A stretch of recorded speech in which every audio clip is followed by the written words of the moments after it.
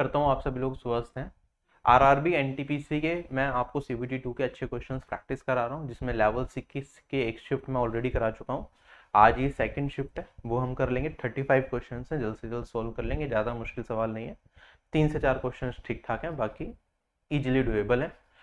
Overall अगर हम देखें तो लेवल 2 के अंदर 2 ही शिफ्ट पूछी गई, लेवल 6 के अंदर 2 ही शिफ्ट पूछी गई थी मैथ्स की। फिर लेवल 4 की एक शिफ्ट है, वो हम डिस्कस कर लेंगे।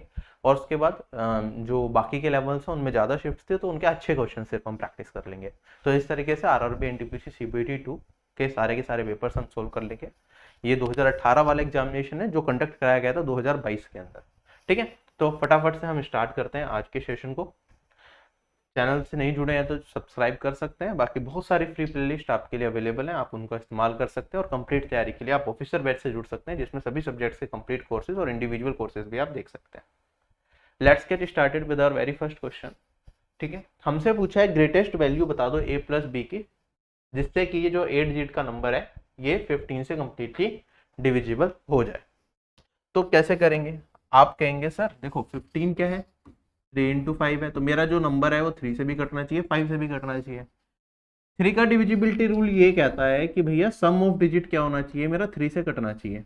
अगर मैं इसका सम ऑफ डिजिट निकालूंगा तो 4 + 5 9। ठीक है, जब जब 3 का मल्टीपल आए आप उसे स्किप करते रहिए। 3 का मल्टीप्लाई छोड़ दिया, 6 3 का मल्टीप्लाई छोड़ दिया, तो मेरे पास बचा 2 + a + b। ये मेरा किससे कटना चाहिए? ये मेरा 3 से कटना चाहिए। a + b की मैक्सिमम वैल्यू क्या हो सकती है हमें बतानी है। अब आप ध्यान दीजिए, आपको ये भी ध्यान में रखना होगा कि जो मेरा नंबर है ये 5 से भी कटना चाहिए। 5 का डिविजिबिलिटी रूल कहता है कि लास्ट डिजिट मेरी क्या होनी चाहिए, या तो 0 हो या फिर 5 हो। तो इसका मतलब मैं b का मान क्या रख सकता हूँ? चांसेस हैं कि मुझे b का मान क्या रखना पड़ेगा, 5 रखना पड़ेगा। तो मेरे पास 7 + a। अब a का मैक्सिमम मान मैं क्या रख दूं जिससे कि ये वाली वैल्यू 3 से डिविजिबल हो जाए। आप कहेंगे सर 7 को 3 से डिवाइड करूंगा तो रिमाइंडर 1 बचेगा, तो यहाँ पे इसे 1 + a भी लिख सकता हूँ। a का मैक्सिमम मान क्या पॉसिबल है? a क्या है? एक डिजिट है जो 0 to 9 कोई भी वैल्यू ले सकती है। तो यहाँ पे हम क्या रख सकते हैं? 1 में क्या ऐड करें जो 3 से कट जाए? आप कहेंगे सर यहाँ पे 8 ही रखना पड़ेगा, क्योंकि 9 3 से कटता है। 9 रखूंगा तो 3 का डिविजिबल नहीं रहेगा, तो a का मान 8 आएगा मेरे पास, b का मान 5, और मेरा आंसर क्या आ गया? 8 + 5 दैट इज 13। यही सवाल का उत्तर है, क्वेश्चन हो गया खत्म। आप यहाँ पे ये भी सोच सकते थे कि सर चलो एक काम करते हैं, हम b को 0 रख के भी देख सकते हैं, क्योंकि b 0 और 5 दोनों पॉसिबल है। लेकिन अगर मैं b को 0 रखता तो 2 + a + 0 ये मेरा किससे कटना चाहिए था? यहाँ पे फिर 3 से कटना चाहिए था। और अगर मैं यहाँ पे देखूंगा तो a मुझे रखना पड़ेगा 7, तो a + b क्या हो जाएगा? 7 ही आएगा, फिर a + b भी।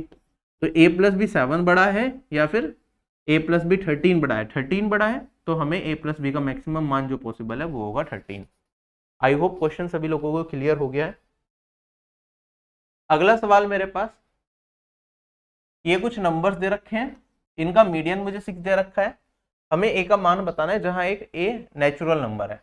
नेचुरल नंबर कौन से नंबर्स होते हैं? वो नंबर जो 1 से स्टार्ट होते हैं, 1 2 3 ऐसे। ठीक है, पॉजिटिव इंटीजर्स जो जनरली हम कहते हैं। तो मुझे ये समझ में आया कि a या तो मेरा क्या है, ग्रेटर देन इक्वल्स टू क्या होगा, 1। ये चीज समझ में आई। अगर a greater than equals to 1 है तो हम डायरेक्टली यहाँ पे सोल्व करना स्टार्ट करेंगे। देखो मीडियन क्या होती है? मेरी मिडल टर्म। जब हम इंक्रीजिंग ऑर्डर में लगाते हैं, क्या ये इंक्रीजिंग ऑर्डर में ऑलरेडी लगे हुए हैं? नहीं लगे हुए हैं, हमें लगाना पड़ेगा। जैसे a है तो a एज इट इज हो गया। a/2 को मैं 0.5a लिख सकता हूँ, 2a/3 को मैं लिख सकता हूँ 0.66a, a/4 को 0.25a, और यहाँ पे 3a/5 को 0.6a।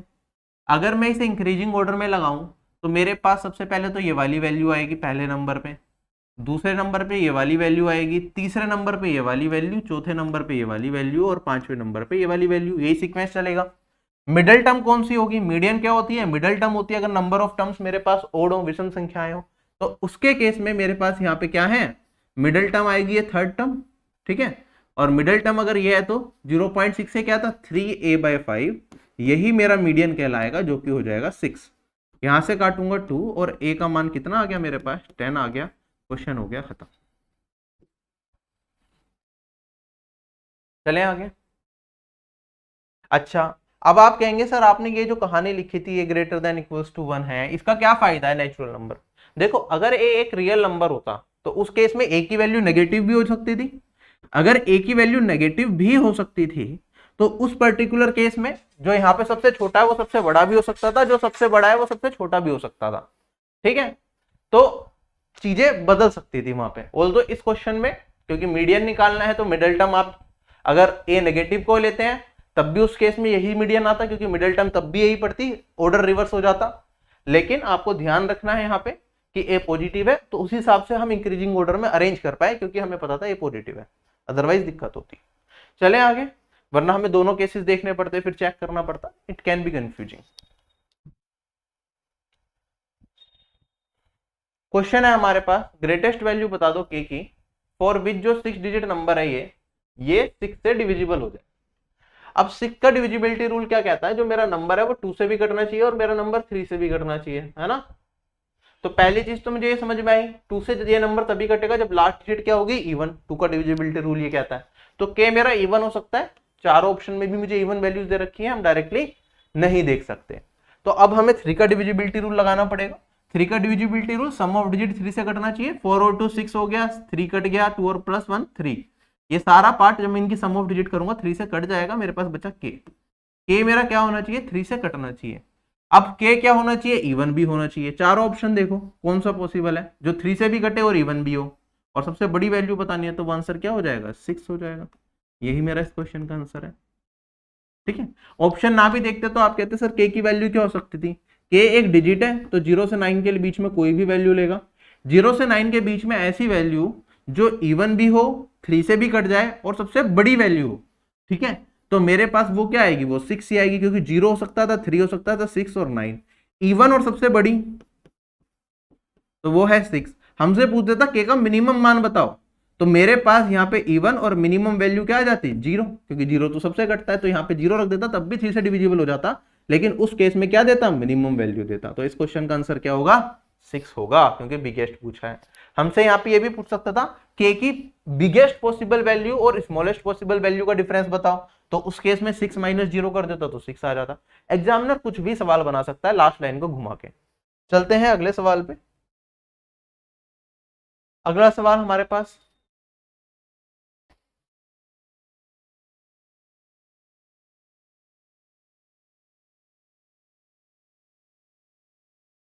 देखो क्वेश्चन में क्या कहता है, मेरे पास एक रेक्टेंगुलर प्लेट है जिसकी हमें लेंथ दे रखी है 36 और विड्थ दे रखी है हमें 16।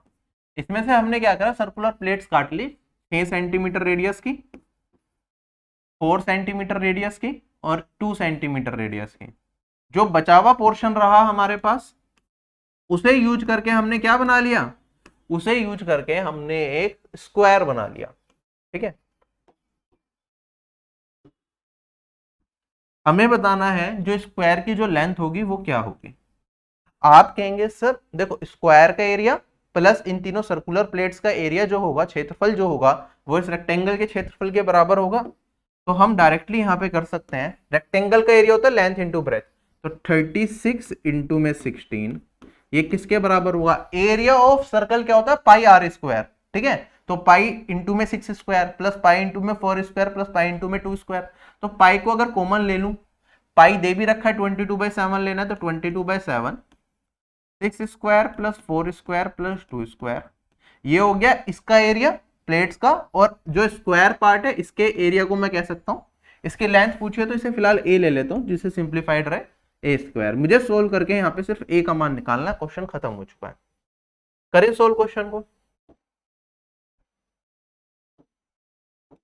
आप देखेंगे यहाँ पे कौन सी वैल्यू किससे कट सकती है, जैसे मैं 2 से काटूंगा तो ये आ जाएगा मेरे पास 11 और ये वाली वैल्यू आ जाएगी 8। इसका सम करूंगा 36 प्लस 16 52 प्लस 4 56। 8 से काटूंगा तो ये 7 आएगा, 7 से ये कट जाएगा, कोई दिक्कत यहाँ पे नहीं। तो हमारे पास यहाँ पे क्या बचा 11 प्लस थोड़ी सी मैंने मिस्टेक कर दी। ठीक है, डायरेक्टली हम ऐसे नहीं काट सकते, ये प्लस में ए स्क्वायर भी तो है। ठीक है, sorry pardon me for this mistake. ये वाली वैल्यू 56 बनी और मैंने कहा 7 से काटूंगा तो मेरे पास ये वाली वैल्यू आएगी 8। 8 इंटू 22 ये वाली वैल्यू बनेगी 176। 176 इधर जाके घटेगा, वरना आप ऐसा भी कर सकते थे मैं क्या कर सकता हूँ, 36 इंटू 16 है मेरे पास, ये है ना, माइनस में 22 को 11 इंटू 2 लिख सकता हूँ, 2 इधर मल्टीप्लाई कर दिया तो ये हो गया 16 और ये हो गया a स्क्वायर। कोई दिक्कत यहाँ तक नहीं, 16 को कॉमन ले लिया, मेरे पास वैल्यू आ जाएगी 36 माइनस 11, ये आ गया 25 और ये a स्क्वायर के बराबर है। अगर a का मान निकालूंगा तो 16 क्या क्या है, 4 का स्क्वायर, तो यहाँ पे बचेगा 4, ये क्या है 5 का स्क्वायर, तो यहाँ पे बचेगा 5 और a आ जाएगा 20। समझ आ गया सभी लोगों को कैलकुलेशन भी कैसे हम शॉर्ट कर सकते हैं? This is how we can do this, this is my answer. चले आगे, नेक्स्ट क्वेश्चन हमारे पास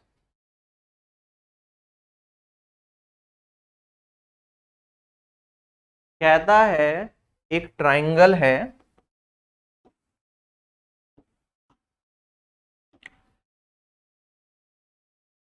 जो बेस है वो 6 सेंटीमीटर ज्यादा है उसकी एल्टीट्यूड से।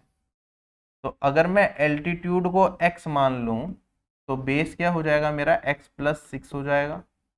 ठीक, आगे कहता है कि एरिया ट्राइंगल का 108 है, तो लेंथ ऑफ बेस बता दो, मतलब x प्लस 6 का मान बता दो।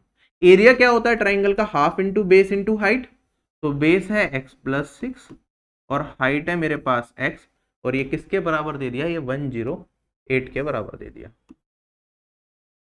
2 को इधर मल्टीप्लाई कर दूंगा तो मेरे पास x प्लस 6 इंटू में x, ये बराबर हो जाएगा 216 के। ठीक है, अब 4 ऑप्शन है, ऑप्शन की मदद लेके भी कर सकते हैं। x प्लस 6 का मान हमें ऑप्शन में दे रखा है, उसी को यूज करेंगे। जैसे अगर x प्लस 6 को मैंने मान लिया 12, तो ये हो जाएगा 6, 12 इंटू 6 ये तो नहीं आएगा।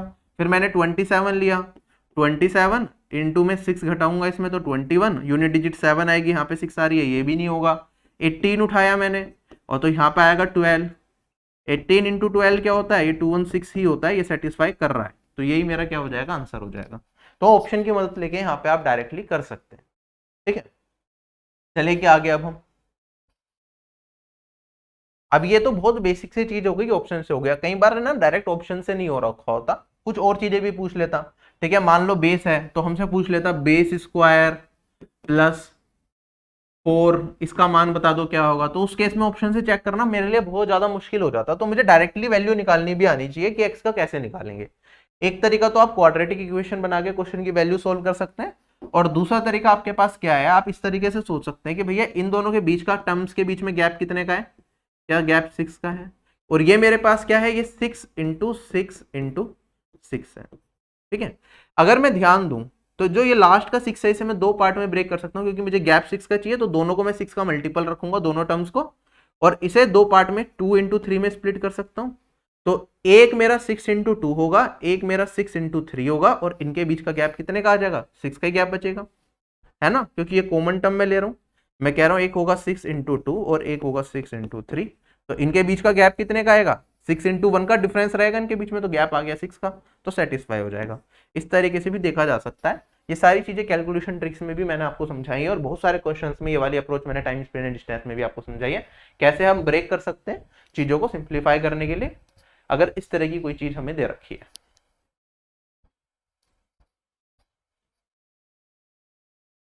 वरना और भी मेथड्स होते हैं इस तरह को सिंप्लीफाई करने के लिए, बाकी आप यहाँ पे समझ सकते हैं, आप ऑप्शन की मदद ले सकते थे, सिंपल सवाल है। आगे बढ़ते हैं, क्वेश्चन में कहता है मेरे पास,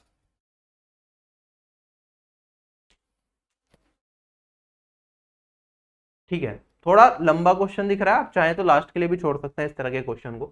क्वेश्चन में कहता है ए ने एक आर्टिकल को 12,300 में परचेज किया और उसने 200 रुपए इसके कार्टेज पे लगाए। ठीक है, माल को उठाने में, रखने में, इसमें उसने 200 रुपए और खर्च किए। इसने आर्टिकल को बी को बेचा 10% प्रॉफिट पे, बी ने सी को बेचा 6% के प्रॉफिट पे। सी ने क्या करा, जो जितने का उसे पड़ा उसे उसका एमआरपी 2915 हायर रख दिया जितने का उसे पड़ रहा था उससे, और उस पर 10% का डिस्काउंट भी दे दिया। तो हमें बताना है कि सी को कितने का प्रॉफिट हुआ। तो हमें ये क्वेश्चन सिक्वेंशियली ही करना पड़ेगा। मैं कहूंगा कि पहला आइटम इतने का था, ए को इतने का पड़ रहा था, उसने इतने रुपए कार्टेज में खर्च करे, तो एक्चुअली में ए को कितने का पड़ा, 12300 प्लस 200 डेट इज 12500, इतने का ए को पड़ा। उसने 10% का प्रॉफिट पे बी को बेचा, तो कितने का बेचा होगा, 10% नथिंग बट 1/10, तो एक का फायदा 10 पे, तो 11/10 का बेचा होगा बी को।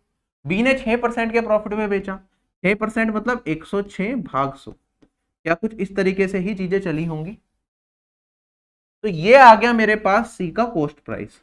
तो सबसे पहले हम यही निकाल लेते हैं कि ये वाली वैल्यू मेरे पास क्या बन रही है। आप देखेंगे ये 53 हो जाएगा, या फिर एक, चलो इसे छोड़ो, पहले मैं 0 0 एलिमिनेट करता हूँ, 2 जीरो से मेरी 2 जीरो चली जाएंगी। 5 से काटूंगा तो 25, और यहाँ पे आएगा 2, और 2 से काटूंगा तो ये वाली वैल्यू आ जाएगी मेरे पास 53। ठीक है, तो अब इसे सॉल्व करना आपके ऊपर है। 25 को पहले इसमें मल्टीप्लाई कर दो, या फिर 11 को, दोनों से मल्टीप्लाई करना आसान है। तो एक काम करता हूँ, 25 को पहले 53 में करूंगा मैं, तो 75, 7 कैरी फॉरवर्ड 132, और इसमें अगर मैं 11 को मल्टीप्लाई कर दूंगा तो ये वाली वैल्यू मेरे पास 5, 5 और 3 8, 3 + 1 4, और यहाँ पे बचेगा 1।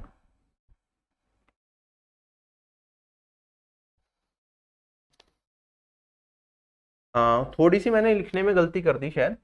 ये मेरे पास क्या था, 25 × 3, एक सेकंड, 75, 7 कैरी फॉरवर्ड 125 + 7 132 है। ये 2 एलिमिनेट हो गया लिखते लिखते, इनटू में 11 अगर मैं कर रहा हूँ तो ये 5, 5 और 2 7, 3 और 2 5, 1 और 3 4, और यहाँ पे 1, ये वाली वैल्यू मेरी बनेगी। ठीक है, 11 का मल्टीप्लीकेशन रूल मैंने यूज कर लिया। अब ये कॉस्ट प्राइस है, इस पे मार्कअप कितने का है, 2915। तो इसमें 2915 को ऐड करेंगे तो ये 90417। इस पे अगर मैं 10% का डिस्काउंट दे दूंगा तो कितने का रह जाएगा। आप देखेंगे इसका 10% एक्चुअली में कितना होगा, लॉजिकली देख सोचते हुए चलना। डायरेक्टली हम यहां पे कर सकते हैं, मैं कहूंगा सर इसका 10% क्या होगा, 1749 ही होगा। अब ये कॉस्ट प्राइस था मेरा, कॉस्ट प्राइस पे मैंने इतना बढ़ाया और इतना घटाया, और फिर मैंने आर्टिकल को बेचा, तो एक्चुअल जो प्रॉफिट होगा वो क्या, इन दोनों का डिफरेंस होगा। डायरेक्टली निकाल सकते हैं, या तो आप ये करें कि इसमें से ये घटा के मैं सेलिंग प्राइस निकालूं, ठीक है, फिर ये मेरा क्या है, कॉस्ट प्राइस है, उसका डिफरेंस निकालूंगा तो प्रॉफिट आएगा। अदरवाइज आप डायरेक्टली इसमें से इसे घटा दोगे, क्योंकि इतना बढ़ाया था मैंने, इतना डिस्काउंट दे दिया, तो भी मुझे प्रॉफिट मिल जाएगा। यहाँ पे 5 में से 9 को घटाऊंगा तो यूनिट डिजिट आएगी 6। अगर यूनिट डिजिट 6 आ रही है तो चारों ऑप्शन में ऑप्शन नंबर डी ही करेक्ट हो सकता है। क्वेश्चन मेरा खत्म हो चुका है। क्लियर है सभी लोगों को। तो डायरेक्टली आपको यहाँ पे थोड़ा सा जितना स्टेप बच जाए उतना तो बचाने की हमें हमेशा कोशिश करनी ही है। चले अगले सवाल पे। क्वेश्चन में कहता है कि इस एक्सप्रेशन का मान बता दो क्या होगा। अब जब भी इस तरह की वैल्यू दे रखी हो ना, आपको 81 है, पॉइंट में कुछ है, यहाँ पे 3 और ये, आपको पता है अगर बेस सेम हो तो पावर ऐड हो जाती है मल्टीप्लीकेशन में, है ना। तो बेस हम सेम बनाने की कोशिश करेंगे। 81 इज नथिंग बट 3 की पावर 4, और इसकी पावर 0.16 है, और इंटू में 3 की पावर 0.36। अब पावर की पावर होती है तो ये आपस में मल्टीप्लाई हो जाता है, तो 4 इंटू में 0.16, 3 की पावर 0.64 आएगा, और इंटू में मेरे पास 3 की पावर 0.36। मल्टीप्लीकेशन में बेस सेम हो अगर तो पावर क्या हो जाती है, ऐड हो जाती हैं, और मेरे पास ये हो जाएगा 3 की पावर 1, और यही मेरा आंसर आ जाएगा। Option number D is correct. Clear सभी लोगों को। अगले सवाल पे बढ़ता हूं, फटाफट से करिए।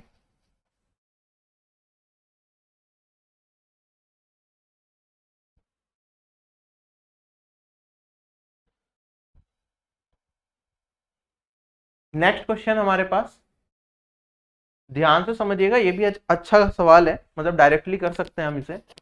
कहता है ए और बी एक काम को 18,750 रुपीज में करते हैं। उन्होंने एक काम लिया, इतने में उन्हें करना है। ए अकेला काम को 20 डेज में कर सकता है, और बी अकेला काम को 30 डेज में कर सकता है। सी की मदद से उन्होंने 8 दिन में काम को फिनिश कर दिया। तो सी को कितना पैसा मिलना चाहिए उसके काम के लिए। देखो, जो जितना काम करेगा उसे उतना ही पैसा मिलेगा।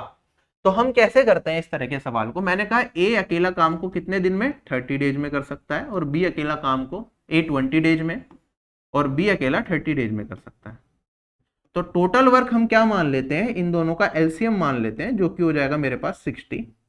तो ए एक दिन में कितना काम करेगा वो ए की एफिशिएंसी कहलाएगा। Total work divided by total time, A की एफिशिएंसी आ गई 3, और बी की एफिशिएंसी मेरे पास आ गई 2। दोनों साथ मिलके एक दिन में कितना काम करेंगे, 8 काम करेंगे, सॉरी 5 काम करेंगे। इतना पार्ट क्लियर। अब आगे कहता है कि इन्होंने सी की मदद से 8 दिन में काम को खत्म कर दिया। तो ए और बी ने कितना काम करा आप बता सकते हैं क्या? आप कहेंगे सर ए और बी ने 5 × 8 ये 40 काम करा। बचा हुआ काम कितना है? 20 काम है। तो अगर ए और बी ने सिर्फ 40 काम करा तो 20 काम किसने करा होगा? सी ने करा होगा। तो सी ने टोटल काम कितना करा? 20 करा। कितने का? 60 का। इसी रेशियो में उसे पैसे भी मिलेंगे। तो 60 काम के कितने पैसे दिए जा रहे हैं? आप कहेंगे सर 60 काम के पैसे दिए जा रहे हैं 18750। सी ने करा 20 काम, तो ये क्या हो गया? इसका 1/3 हो गया। इसका 1/3 कर दूंगा तो मेरे पास वैल्यू आ जाएगी सी को कितने पैसे मिलेंगे काम के? ये हो जाएगा 6250। ये मेरा इस क्वेश्चन का आंसर आ गया। क्वेश्चन खत्म हो गया। आपको सी की एफिशिएंसी और बाकी सारी चीजें निकालने की जरूरत नहीं है, आप डायरेक्टली कर सकते हैं कि सी ने कितना काम किया। चलूं क्या आगे?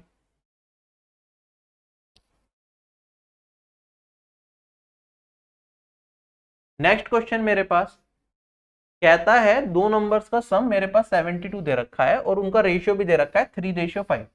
हमें पॉजिटिव डिफरेंस बताना है इन दोनों नंबर्स के बीच में। अब देखो अगर सम है तो रेशियो को ऐड कर दूंगा 8 रेशियो। ये किसके बराबर हो गया? ये 72 के बराबर है। तो एक रेशियो किसके बराबर हो गया? 9 के बराबर हो गया।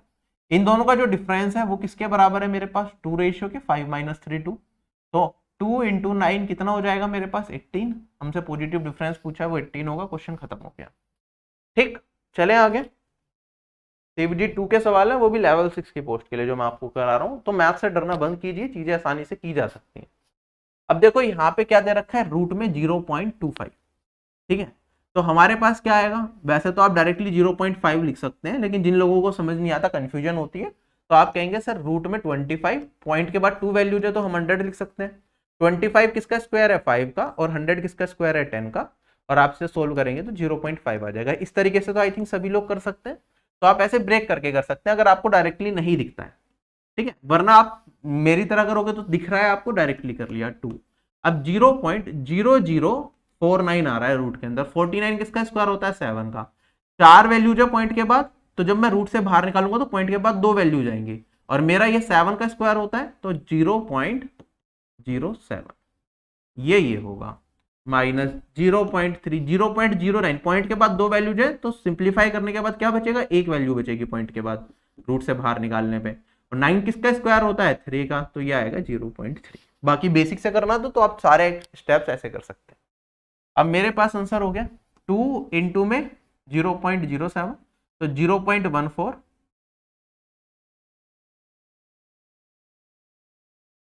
0.5 प्लस 0.14 माइनस 0.09 है ना। पॉइंट के बाद इसे अगर आप सिंप्लीफाई भी करते तो 10 लिखते, यहाँ पे 10 लिखते, फिर मेरे पास 9/100 तो 0.09। या तो आप ऐसे देखते, वरना पॉइंट के बाद एक वैल्यू, पॉइंट के बाद एक वैल्यू मल्टीप्लाई करेंगे तो पॉइंट के बाद 2 वैल्यू आएंगे। 3 × 3 9। दोनों तरीके से आप देख सकते हैं, आपके ऊपर है। अगर कंफ्यूजन हो रही है तो बेसिक से करो। 14 में से अगर मैं 9 को घटाऊंगा तो 0.05 बचेगा, 0.05 पॉजिटिव का। ये 0.5 में जोड़ दूंगा तो मेरे पास वैल्यू क्या बनेगी? 0.55। This is my answer. Clear है सभी लोगों को अच्छे तरीके से? अगले सवाल पे चलते हैं। क्वेश्चन नंबर 11 हमारे पास कहता है 25 नंबर्स का जो एवरेज है वो 48.2 है। फर्स्ट 10 नंबर्स का एवरेज दे रखा है 47 और एवरेज लास्ट 12 नंबर्स का दे रखा है 49। हमें बताना है कि 58, 69 और रिमेनिंग नंबर्स जो हैं उनका एवरेज क्या होगा। अच्छा सवाल है, लास्ट क्लास में भी मैंने आपको कराया था प्रैक्टिस सेशन में कि डेविएशन से आप कैसे डायरेक्टली कर सकते हैं। आप वही अप्रोच यूज करेंगे। जिन लोगों को बेसिक से करना है तो वो जो बेसिक से करना चाहें पहले उनका मैं एक बार बेसिक फिर से रिवाइज करा देता हूं। आप कहेंगे सर कोई भी क्वेश्चन में एवरेज का सम ऑफ ऑब्जर्वेशन को हम इक्वल करते हैं। 25 नंबर्स का एवरेज कितना दे रखा है? 48.2। तो 25 इंटू में 48.2 में लिखूंगा। ये किसके बराबर? पहले 10 नंबर का एवरेज कितना है? 47, तो 47 इंटू में 10। फिर लास्ट के 12 नंबर का एवरेज है 49, तो 12 इंटू 49 ये हो गया। अब बचे कितने नंबर? 10 और 12। 22 हो गए, यहाँ पे 25 था तो 3 नंबर बच गए, उनका एवरेज मैं मान लेता हूँ x। सोल्व करके क्या मैं x का मान निकाल सकता हूँ, या फिर आपको x की जरूरत भी नहीं है, आपको 5 नंबर का एवरेज बताना है तो 3 नंबर्स का खाली आप 3x निकाल लो। ये क्या होगा, सम ऑफ जो बीच में 3 नंबर छूट गए उनका सम। ठीक है, फिर इन दोनों को ऐड करोगे और डिवाइडेड बाय कितने नंबर है 5, ये आपका क्या दे देगा, आंसर दे देगा। ये होगा इसकी बेसिक अप्रोच करने की। क्या इतना पार्ट सभी लोगों को अच्छे तरीके से समझ में आ गया कि अगर मैं बेसिक से करूंगा तो किस तरीके से करूंगा, और बेसिक से करना भी बहुत ज्यादा मुश्किल नहीं है। ठीक है, मैं आपको बेसिक से पूरा करके दिखा देता हूं जिन लोगों का एवरेज वीक है, वरना डेविएशन कंसेप्ट से भी मैं आपको बताऊंगा।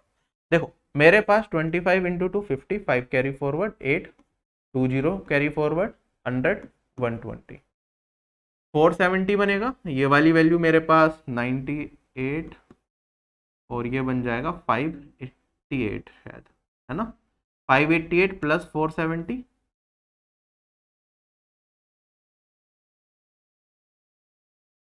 तो मेरे पास ये वाली वैल्यू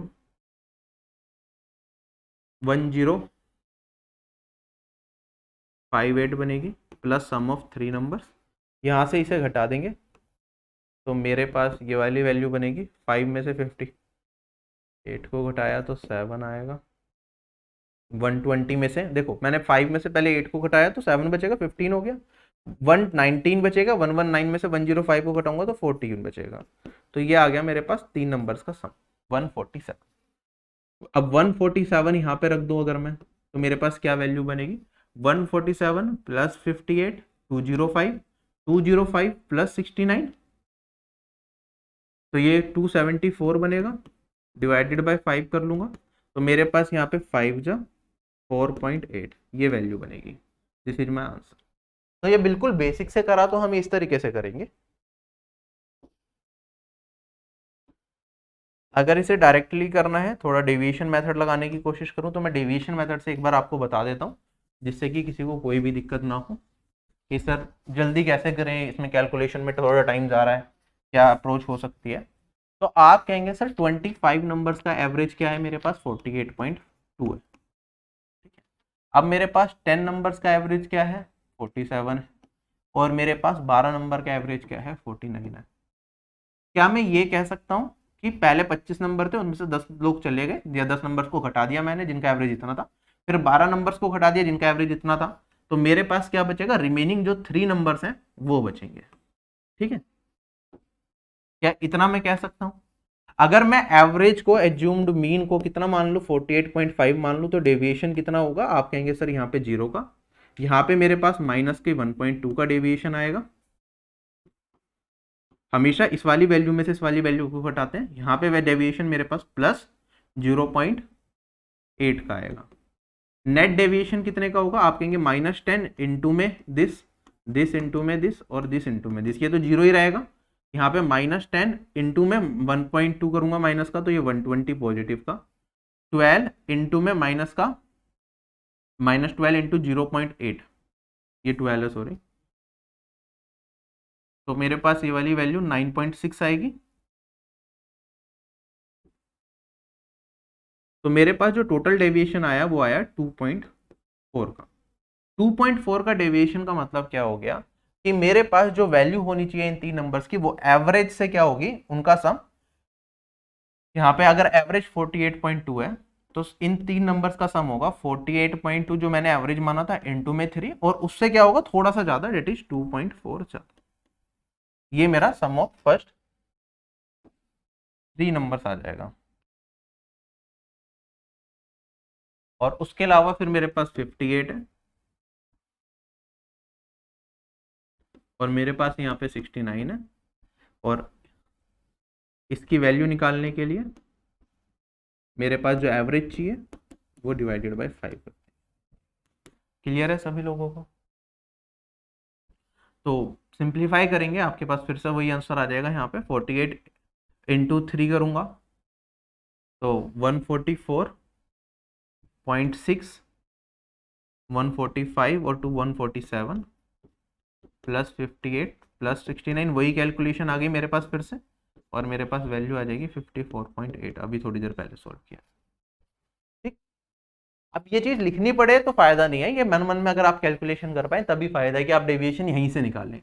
ये 48.5 था, यहाँ पे 47 था, तो 0.8 का डेवी 1.2 का नेगेटिव का डेविएशन यहाँ पे आया, यहाँ पे डेविएशन आया मेरे पास प्लस 0.8 का, कितनी वैल्यूज थी 12, और नेगेटिव में जाएगा क्योंकि हम कैलकुलेशन के लिए इधर लेके जाएंगे, तो मेरे पास यहाँ पे वैल्यू आएगी माइनस का 9.6, और यहाँ पे प्लस का मेरे पास, क्योंकि ये -10 बन जाएगा इधर जाके नेगेटिव जाने में, तो प्लस का 12, तो मेरे पास जो नेट डेविएशन आया मैं कहूँगा यहाँ पे ये 2.4 का नेट डेविएशन आया, तो तीनों नंबर्स का जो सम होगा वो होगा 48.2 इंटू में 3 प्लस 2.4। अगर आप ये चीज डायरेक्टली कर सकते हैं तो इस मेथड का फायदा है, अदरवाइज आप बेसिक से ही करो। ठीक। किरण की शादी 20 साल पहले हुई थी, जो प्रेजेंट में किरण की एज है वो 11/7 टाइम्स है उसकी एज के जो उसके मैरिज के टाइम पे हुई थी। तो हमें बताना है किरण की एज 10 ईयर्स के बाद क्या होगी। आप कैसे करेंगे, आप कहेंगे सर किरण की प्रेजेंट एज और किरण की एज मैरिज के टाइम पे अगर इसका रेशियो देखूं तो ये 11/7 है। ठीक है, मैरिज कितने साल पहले हुई थी, 20 साल पहले। यहाँ पे रेशियो में डिफरेंस कितने का है, 4 ईयर्स का है, तो 4 रेशियो किसे रिप्रेजेंट करेगा, 20 ईयर्स को रिप्रेजेंट करेगा। ठीक है, तो 10 ईयर्स को क्या रिप्रेजेंट करेगा, आप कहेंगे सर 2 रेशियो रिप्रेजेंट करेगा, और 1 ईयर को आप कह सकते हैं यहाँ पे 5 रेशियो रिप्रेजेंट करेगा। हमसे क्या पूछा है, हमसे पूछा है कि 10 साल के बाद प्रेजेंट से उसकी एज कितनी होगी। 10 साल के बाद उसकी एज का रेशियो 11 + 2 13 रेशियो होगा, और एक रेशियो मेरा 5 के बराबर है, तो 13 इंटू में 5 ही हो जाएगा 65 ईयर्स। क्वेश्चन हो गया खत्म। इस तरीके से सोच सकते हैं, वरना आप 11 इंटू 5 करके 55 निकालते, उसमें 10 ऐड कर देते, तब भी आपको 65 मिल जाता, बात एक ही है। चलो क्या आगे में, सिंपल क्वेश्चन था। अगला सवाल मेरे पास क्या आता है, एक क्यूब है, उसका जो मेन डायगोनल है वो 12 सेंटीमीटर लॉन्ग है, तो हमें बताना है वॉल्यूम क्या होगी। जो क्यूब होता है उसका मेन डायगोनल क्या होता है मेरे पास, अगर मैं यहाँ पे एक क्यूब को ड्रॉ करूं आप लोगों के लिए,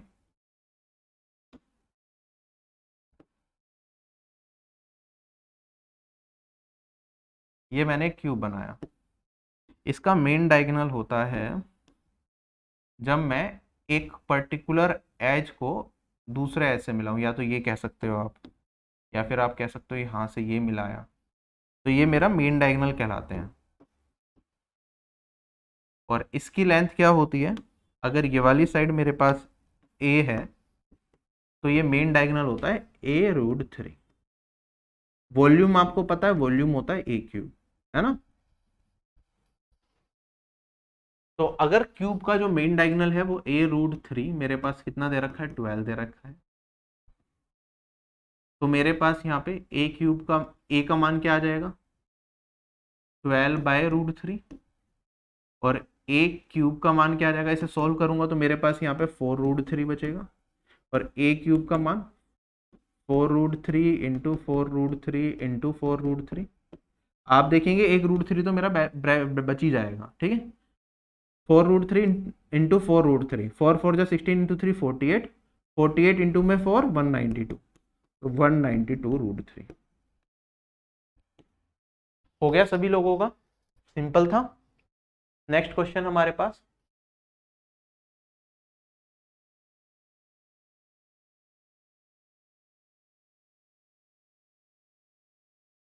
मेरे पास क्या दे रखा है, एक स्फीयर दे रखा है। स्फीयर क्या होती है, गेंद, जैसे क्रिकेट बॉल होती है, उसमें सिर्फ एक ही वैल्यू होती है जो होती है रेडियस।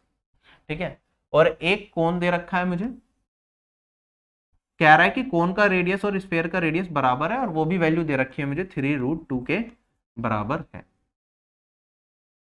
आगे बढ़ते हैं, जो सरफेस एरिया है स्फीयर का वो बराबर दे रखा है total surface area of right circular cone, तो हमें बताना है हाइट ऑफ कोन क्या रहेगी। ठीक है, तो हमें ये वाली वैल्यू निकालनी है हाइट, इसे हम हाइट बोलते हैं कोन की, और इसे हम बोलते हैं स्लांट हाइट। अब कैसे सॉल्व करेंगे, इसका जो टोटल सरफेस एरिया होता है स्फीयर का वो होता है 4πr², कोई दिक्कत नहीं। जो कोन होता है इसका टोटल सरफेस एरिया होता है πr/l+r।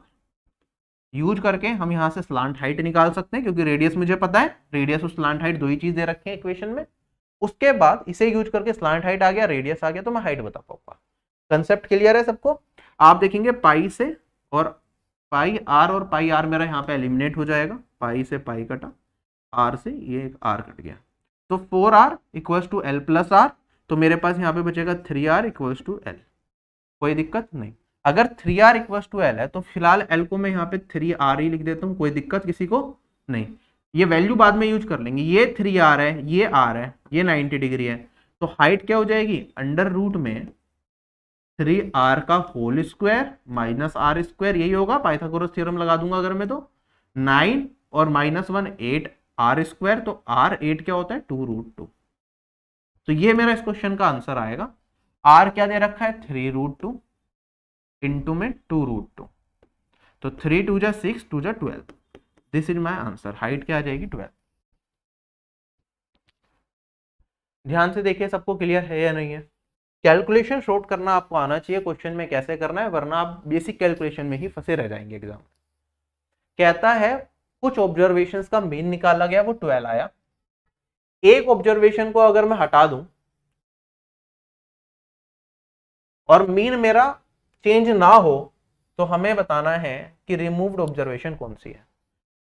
एवरेज में हम एक छोटा सा कंसेप्ट पढ़ते हैं कि अगर मेरे पास कुछ ऑब्जर्वेशंस का मीन कुछ पर्टिकुलर वैल्यू दे रखी है, अगर मेरे पास वैल्यू जो मीन के बराबर है उसे मैं हटा दूं या ऐड कर दूं, मेरे पास एवरेज में कोई भी फर्क नहीं पड़ता। तो इसी को अगर कंसेप्ट को यूज करते हुए चलें, तो जो एवरेज वैल्यू थी मेरे पास सभी ऑब्जर्वेशन की, जो मीन वैल्यू थी वो 12 थी। अगर मैं 12 वाली वैल्यू को इस पूरे ऑब्जर्वेशंस में से हटा देता हूं तो मेरे मीन पे कोई फर्क नहीं पड़ता, तो मैं कहूंगा 12 मेरा आंसर होगा। एक छोटे से एग्जांपल से समझा देता हूं जिन लोगों को अभी ये चीज समझ नहीं आई। मान लो मेरे पास संख्या है 3 4 एंड 5, इनका एवरेज क्या होगा। आप कहेंगे सर एवरेज, अगर क्योंकि ये असेंडिंग ऑर्डर में है, या असेंडिंग ऑर्डर कह रहा हूं, अगर ये मेरे पास अर्थमेटिक प्रोग्रेशन में है तो जो मिडल टर्म होती है वही एवरेज हो जाती है, तो आप कहेंगे सर एवरेज क्या होगा इनका 4 होगा। वरना अगर मैं बेसिक से भी निकालूं तो आप कहेंगे सर 3 + 4 + 5 डिवाइडेड बाई 3, और मेरे पास ये 12/3 और एवरेज कितना आ गया मेरे पास 4 आ गया, कोई दिक्कत यहाँ पे नहीं। अब मैं इसमें से क्या करता हूँ, जो इनकी एवरेज टर्म है उसे हटा देता हूँ। मैंने कहा मैं 4 को क्या करता हूँ इसमें से एलिमिनेट कर देता हूँ, तो मेरे पास कितनी टर्म्स बची 3 और 5। 3 और 5 का अगर मैं एवरेज निकालूंगा तो दो वैल्यू है, 3 + 5 डिवाइडेड बाई 2 क्या आया 8/2। क्या एवरेज मेरा सेम ही रहा, कोई दिक्कत नहीं आई। अगर मैं इसमें एक टर्म 4 को ऐड कर देता तो मेरे पास क्या होती वैल्यू 3 + 4 + 5, और मैंने एक एक्स्ट्रा 4 को ऐड कर दिया, डिवाइडेड बाय, अब 4 टर्म्स हैं तो 4 करो, तो आप देखेंगे ये बना 16/4 और एवरेज फिर से क्या आ गया 4। तो जो मेरी एवरेज वैल्यू होती है, एवरेज के अंदर कोई भी आप चेंज करो, ठीक है, एवरेज वैल्यू को अगर इन वैल्यूज के अंदर बढ़ा दो या एवरेज वैल्यू को इन वैल्यूज से घटा दो, हमारे जो एक्चुअल एवरेज होता है उस पर कोई भी फर्क नहीं पड़ता। तो इस क्वेश्चन का आंसर क्या होगा मेरे पास, ये 12 ही होगा। चलें आगे, कंसेप्ट समझ में आ गया सभी लोगों को।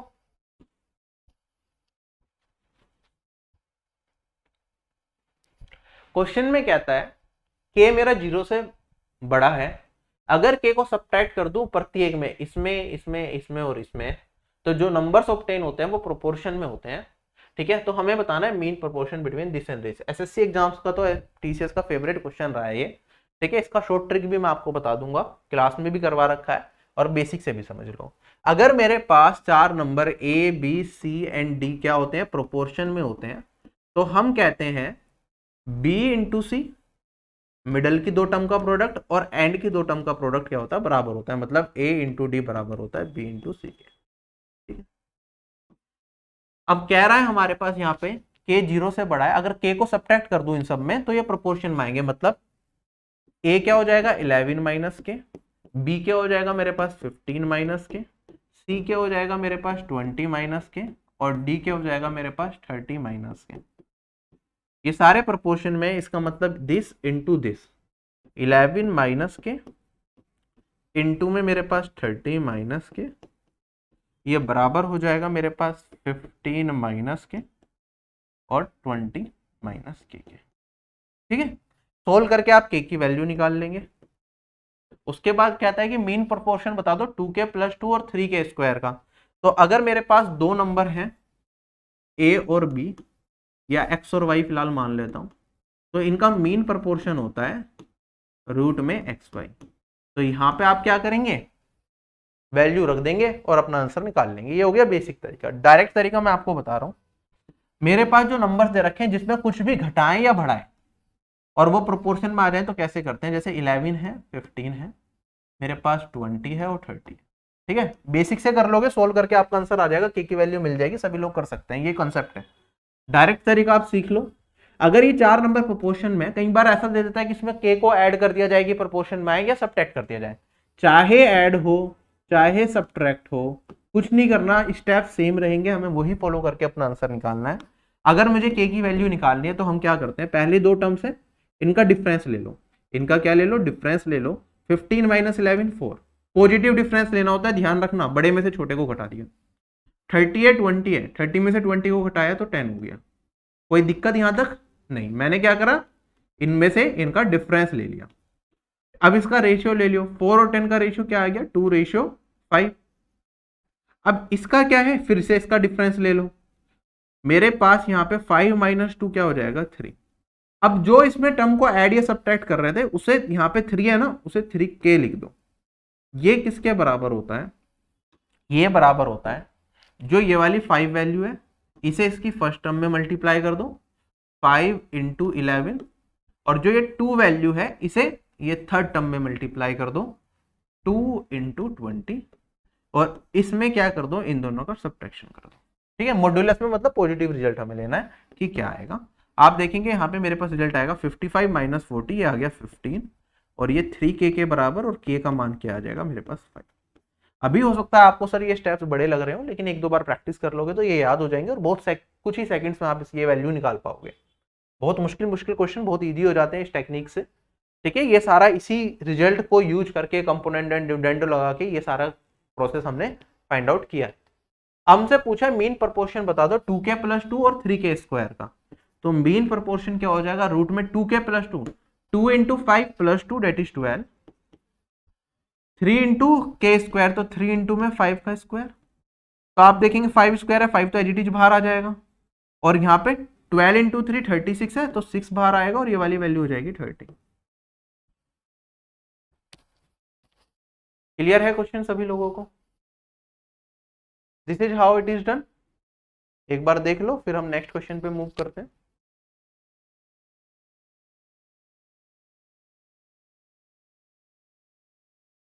एवरेज का एक और सवाल। हाँ रीना स्वामी जी, आप बाद में भी क्लास को देख सकते हैं, ठीक है, क्लास की वीडियो अवेलेबल रहेगी आपके लिए। कहता है रेनू के मार्क्स रोंगली एंटर कर दिए गए 99 इन प्लेस ऑफ 9। ठीक है, 9 की जगह उसके 99 मार्क्स दे दिए गए, जिसकी वजह से जो क्लास का एवरेज है वो क्या हो गया, 2.25 बढ़ गया। तो हमें बताना है कि नंबर ऑफ स्टूडेंट्स क्लास में कितने थे। डायरेक्ट करेंगे तो कुछ ही सेकंड्स का क्वेश्चन है, बेसिक से करोगे तब भी कर सकते हो, लेकिन थोड़ा सा टाइम ले जाओगे। ठीक है, मैं दोनों तरीके से समझा देता हूँ। क्लास का मैं मान लेता हूं मेरे पास कुछ एवरेज स्कोर रहा होगा, उसे मैं मान लिया मैंने ए। ठीक है, अब रेनू के मार्क्स क्या थे, 99 थे, 99 रख दिए गए थे इन प्लेस ऑफ 9। तो मैं कहूंगा कि मेरे पास मान लो n नंबर ऑफ टर्म्स थी, तो सम कितना हो गया n इंटू ए। अब मुझे क्योंकि इनका डिफरेंस क्या है, रेनू के नंबर एक्चुअल वाले रखने हैं, तो मैं 99 घटाऊंगा जो मैंने गलती से ले लिए थे, और जो एक्चुअल है वो बढ़ा दूंगा, क्या मेरे पास एक्चुअल सम आ जाएगा। ठीक है, और ये किसके बराबर होगा, ये कह रहा है कि जो मेरा एवरेज था इस गलती की वजह से वो बढ़ गया था 2.25 ज्यादा। ठीक है, तो ये मेरा न्यू एवरेज था। ठीक है, अगर मैं ओल्ड एवरेज निकालूंगा तो वो इससे 2.25 कम होगा, तो a माइनस 2.25, और यहां पे नंबर ऑफ वैल्यूज कितनी थी n। इसे सॉल्व करके आप n का मान निकाल सकते हैं, एक तरीका आपका ये रहता है। ठीक है, अगर मैं सॉल्व भी करूंगा तो ध्यान से देखिए, मेरे पास यहाँ पे एन ए है, कट जाएगा, उसके बाद यहाँ पे माइनस का मेरे पास क्या बचा, 90 बचा, और यहाँ पे है मेरे पास माइनस का 2.25 n, ये कट जाएगा, और मेरे पास 90 डिवाइडेड बाई 2.25, और ये n की वैल्यू आ गई, कितने टाइम्स आएगा, 2.25 इंटू 4 9 होता है, तो ये हो जाएगा 40, और n आ गया 40। ये हो गया बेसिक तरीका करने का, वरना इस तरीके से हम नहीं करते हैं। अगर आपने एवरेज चैप्टर ढंग से पढ़ा है मुझसे तो आप डायरेक्टली ऐसे करेंगे कि सर देखो जो टर्म्स में गैप आया वो कितने का आया, आप कहेंगे सर 99 रख दिया था 9 की जगह, तो 90 का गैप आ गया, मुझे क्या करना पड़ेगा, टोटल वैल्यू में 90 घटाना पड़ेगा, है ना। एवरेज मेरा क्या था पहले 2.25 था, तो अब एक्चुअल क्या एवरेज क्या हो जाएगा 2.25 कम होना चाहिए, है ना। तो जो ये 90 है ये इसका कंट्रीब्यूशन n लोगों में 2.25 का होगा, तो 2.25 का कंट्रीब्यूशन n लोगों में ये 90 को रिप्रेजेंट करता है। मैं डायरेक्टली ये चीज लिख सकता हूं और यहां से सोल्व करूंगा तो n आ जाएगा 40। मैं दोबारा रिपीट करता हूं, गलती कितने की हुई, 90 की गलती हुई, 90 हमने एक्स्ट्रा ले लिया था, एक्स्ट्रा 90 लेने की वजह से एवरेज 2.25 से बढ़ गया था। तो जो 90 है वो n लोगों में, जो टोटल नंबर ऑफ जो स्टूडेंट्स रहे होंगे उसमें, अगर n स्टूडेंट्स थे तो n स्टूडेंट्स में 90 बटा, तो मेरे पास एवरेज 2.25 से बढ़ा, तो 2.25 को अगर मैं n से मल्टीप्लाई कर दूं तो ये 90 के बराबर आना चाहिए या नहीं आना चाहिए, ठीक है। तो मेरे पास सोल्व करके यहाँ पे n का मान आ जाएगा। अगला सवाल मेरे पास कहता है एक स्कूल है उसके अंदर 360, 520 और 280 स्टूडेंट्स हैं, क्लास 5, क्लास 6 और क्लास 7 के अंदर, ठीक।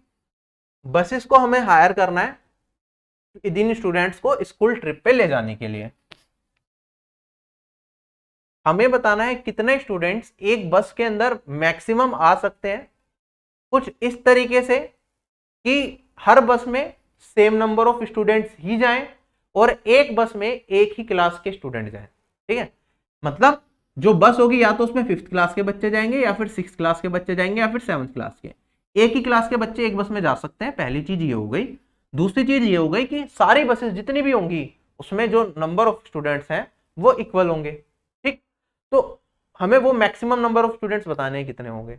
तो मैं ये कहूंगा कि एक बस में जो बच्चे आएंगे, ठीक है, वो क्या होंगे, वो इसका भी फैक्टर होना चाहिए, इसका भी फैक्टर होना चाहिए, इसका भी कारक होना चाहिए और इसका भी कारक होना चाहिए, तभी तो ये सारे के सारे जो स्टूडेंट्स हैं वो इवनली डिस्ट्रीब्यूट हो जाएंगे हर बस में, है या नहीं।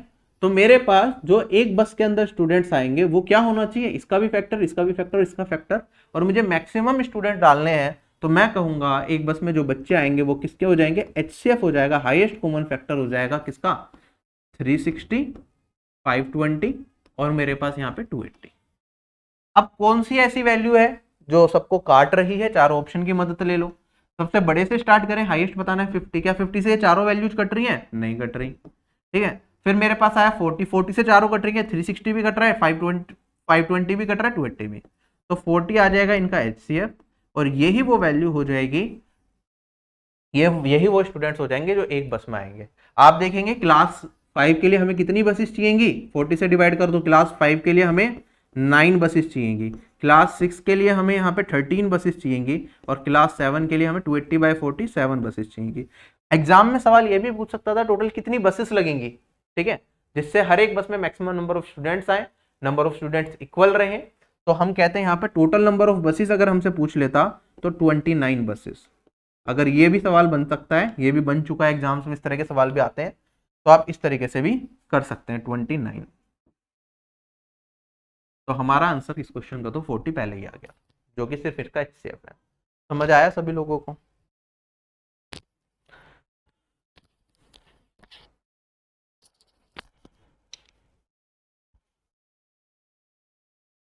अगला सवाल मेरे पास, 1/8 of a number is 12 less than the half of 42।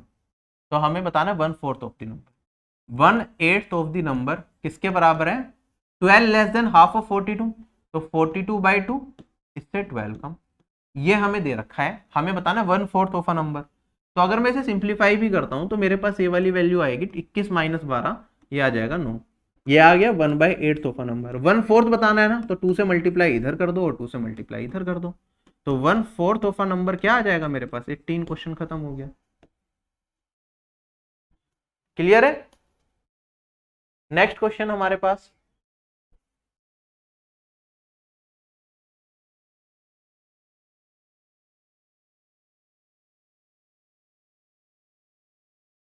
कहता है मेरे पास कुछ पैसे हैं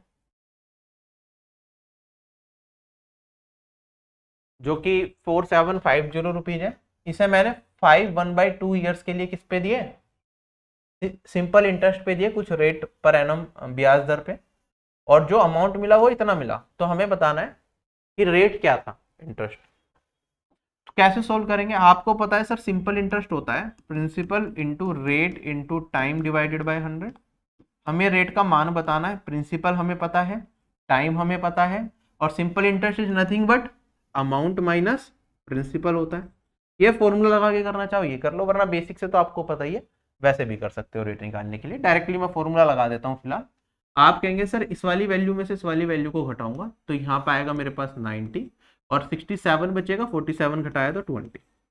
ये हो गया प्रिंसिपल कितना है 4750 इंटू रेट, टाइम कितना है 5 1/2 को 11/2 लिख सकता हूँ, और यहाँ पे मैं लिख सकता हूँ 100। कोई दिक्कत कोई कंफ्यूजन किसी को मेरे हिसाब से नहीं होगी। अपन सोल्व कर लेते हैं। इसे अगर मैं काटूं तो 0 से ये 0 एलिमिनेट हो जाएगा। 25 से अगर मैं काटूंगा तो यहाँ पे 1 जा और 9 जा, और यहाँ पे मेरे पास 8 जा।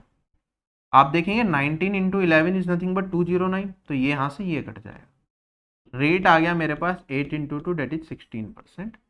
हाँ थोड़ी सी गलती हुई है कहीं,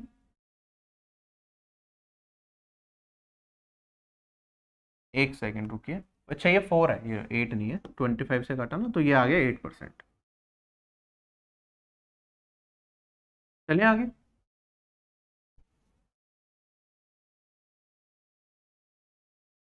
नेक्स्ट क्वेश्चन हमारे पास कहता है एक पर्सन 11 किलोमीटर पर आवर की स्पीड से चल सकता है स्टिल वाटर के अंदर। पानी के जो बहाव की गति है वो 5/6 मीटर पर सेकंड है। तो हमें बताना है उसे 36 किलोमीटर अपस्ट्रीम जाने में कितना टाइम लगेगा। अपस्ट्रीम मतलब पानी के बहाव के विपरीत। तो आप कहेंगे सर देखो ये किलोमीटर में है, ये किलोमीटर पर आवर में, ये मीटर पर सेकंड में है, तो पहले से किलोमीटर पर आवर में कन्वर्ट करो। 5/6 है, मीटर पर सेकंड में किलोमीटर पर आवर में कन्वर्ट करने के लिए 18/5 से मल्टीप्लाई करना पड़ता है। तो ये वाली वैल्यू मेरे पास आ जाएगी 3 किलोमीटर पर आवर। डिस्टेंस कितना ट्रेवल करना है हमें 36 किलोमीटर। अपस्ट्रीम स्पीड पानी के बहाव के विपरीत अगर हम जाएंगे तो वो होता है स्टिल वाटर में जो स्पीड है उसमें से स्पीड ऑफ स्ट्रीम को घटा देते हैं, तो 11 में से मैं 3 को घटा दूंगा। ठीक, तो मेरे पास ये वाली वैल्यू ये क्या दे देगा, डिस्टेंस अपॉन में स्पीड, ये आता है टाइम, कितने टाइम में डिस्टेंस कवर किया जाएगा। यहाँ पे 8 से काटूंगा तो 4.5 आर होंगे। 4.5 आर किसके बराबर होते हैं, 4 आर 30 मिनट्स के बराबर होते हैं। ऑप्शन नंबर ए करेक्ट हो जाएगा। अगले सवाल पे चलते हैं। कहता है x किसके बराबर 2 + √3 डिवाइडेड बाई 2 - √3। हमें x - 7 का होल स्क्वायर बताना है कि क्या होगा। सबसे पहले तो हम इस तरह के क्वेश्चन को देखते ही रेशनलाइज करने की कोशिश करेंगे कि अगर x ये है तो मेरे पास एग्जैक्ट वैल्यू क्या आएगी। आप कहेंगे सर 2 + √3 डिवाइडेड बाई 2 - √3 है। फिर इसमें यहाँ पे हम रेशनलाइज करने के लिए क्या करते हैं, जो ये माइनस है ऊपर जाके प्लस कर देते हैं, तो ये 2 + √3 और 2 + √3 इधर आ जाएगा। a - b a + b का फॉर्मूला बनेगा डिनोमिनेटर में, तो 2 स्क्वायर - √3 का स्क्वायर, ये तो आ जाएगा 1। ऊपर करेंगे 2 + √3 का होल स्क्वायर है जो हो जाएगा 4 + 3 + 2 × 2 4 √3, और ये आ जाएगा 7 + 4 √3। ये आ गया मेरे पास x - 7 कर दूंगा तो आप कहेंगे सर इसमें से भी 7 घटा दो तो ये 4 √3 ही बचेगा। इसका स्क्वायर अगर मुझे करना है तो ये स्क्वायर कर देंगे और ये वाली वैल्यू 16 × 3 48 आ जाएगी। क्या क्वेश्चन सभी लोगों के लिए खत्म हो गया। चलिए अगले सवाल पे। कहता है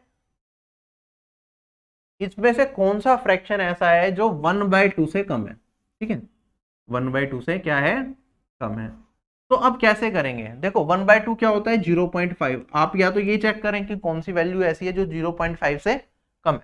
1/2 से चेक करना आसान है, देखो क्यों, क्योंकि 5/9 करोगे आप सोल्व करोगे तो पूरा 0.55 आएगा, फिर इसे सोल्व करोगे बहुत मुश्किल हो सकता है ना कैलकुलेट करना, चारों को चेक करना।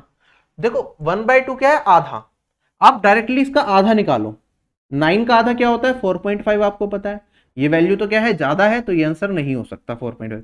21 का हाफ क्या होता है 10.5, 11 ज्यादा है तो ये भी आंसर नहीं हो सकता। 15 का हाफ क्या होता है 7.5, ये भी ज्यादा है तो ये भी नहीं हो सकता। 31 का आधा क्या होता है 15.5, ये उससे कम है, तो यही मेरा आंसर है। हो गया नहीं हो गया? तो माइंड खुला रखिए, अच्छे तरीके से करिए, मैथ से डरिए मत, अच्छे तरीके से एक बार सीख लीजिए तो दिक्कत नहीं आएगी। नेक्स्ट क्वेश्चन हमारे पास,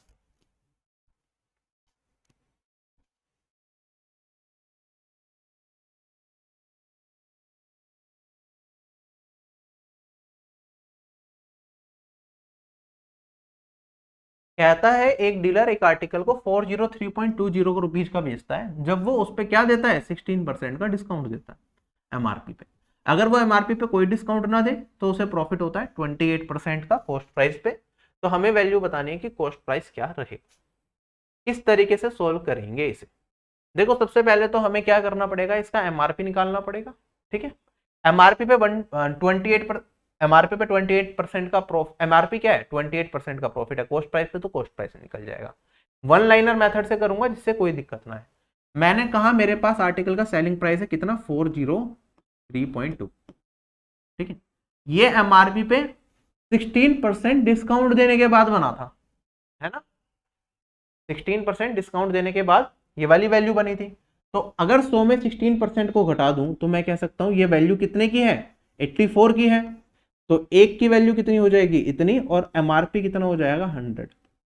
क्या ये मेरे पास एमआरपी आ गया? ध्यान से समझिए, मैं ये डायरेक्ट स्टेटमेंट लिखनी आपको आनी चाहिए। मैंने क्या कहा, देखो अगर एमआरपी को 100% में मान लेता हूं तो मैं कहूंगा 16% डिस्काउंट दे दिया तो 84%। 84% 403.2 को रिप्रेजेंट करेगा, तो मेरे पास 100% किसे रिप्रेजेंट करेगा 403.2 डिवाइडेड बाई 84। क्या यही मैंने करा, लिख दिया ये चीज डायरेक्टली। ये आपको आनी चाहिए। यहां से मुझे क्या मिल गया, एमआरपी मिल गया। अब हमें कॉस्ट प्राइस का मान बताना है। अगर मैं एमआरपी पे बेचता हूं तो 28% का प्रॉफिट है। तो कॉस्ट प्राइस को अगर अब मैं 100 मान लूं तो एमआरपी क्या हो जाएगा 128%। तो मैं कह सकता हूं डिवाइडेड बाय 128, ये एक का वैल्यू आ जाएगा, कॉस्ट प्राइस का निकालना है तो इंटू 100। ये आ गया मेरे पास कॉस्ट प्राइस। है या नहीं? समझ आया सभी लोगों को अच्छे तरीके से? सोल्व करके अपना आंसर बता देंगे आसानी से। चार ऑप्शंस भी दे रखे हैं, फटाफट से करना स्टार्ट करते हैं विदाउट एनी ब्रेक। चलिए, सबसे पहले तो एक जीरो हटा दी तो ये पॉइंट हट जाएगा। मेरे पास और क्या क्या वैल्यूज हैं, चलो मैं अगर 4 से काटूंगा तो 21 आ जाएगा और ये 25 बचेगा। अच्छा एक चीज ध्यान से समझना, मैं थोड़ा सा पीछे जा रहा हूँ। अगर एग्जैक्ट वैल्यू में मेरा आंसर है, देखो 10 है और 100 है, क्या ये 1000 दिख रहा है मुझे? 1000 क्या होता है 2 की पावर 3 इंटू में 5 की पावर 3। तो जो मेरा आंसर होगा, क्योंकि डिनोमिनेटर में 5 की पावर 3 मुझे कहीं नहीं दिख रहा, तो क्या मेरा आंसर 5 की पावर 3 का मल्टीपल होगा या नहीं होगा? बता दो जल्दी से भैया। होगा मल्टीपल। अगर मल्टीपल होगा 5 की पावर 3 क्या होता है 125, मेरा आंसर 125 का मल्टीपल होगा। Option number A he correct हो सकता है, और भी कोई भी ऑप्शन 125 का मल्टीपल नहीं है। क्वेश्चन हो गया या नहीं हो गया? खत्म।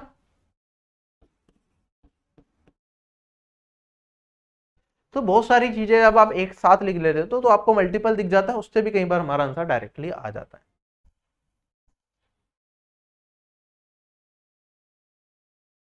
चलें आगे। नेक्स्ट क्वेश्चन अच्छा सवाल है। क्वेश्चन में कहता है पी क्यू आर एस एक साइक्लिक क्वाड्रिलेटरल है जिसका सेंटर ओ है। पी क्यू आर और पी एस आर का रेशियो मुझे दे रखा है पी क्यू क्यू आर के बराबर है, तो एंगल ओ पी क्यू बताना है। खुद से करने की कोशिश करना, देखना कितने लोग इस क्वेश्चन को खुद से कर पाए, क्योंकि अच्छा सवाल है, कुछ लोग फंस सकते हैं इसमें। मेरे पास एक सर्कल है, ठीक है, उसके अंदर एक हमने दे रखा है P Q R S. P Q R S एक साइक्लिक क्वाड्रिलेटरल बना लेते हैं, तो मैंने कहा ये पी हो सकता है, ये क्यू हो सकता है, ये आर हो सकता है, और ये एस हो सकता है।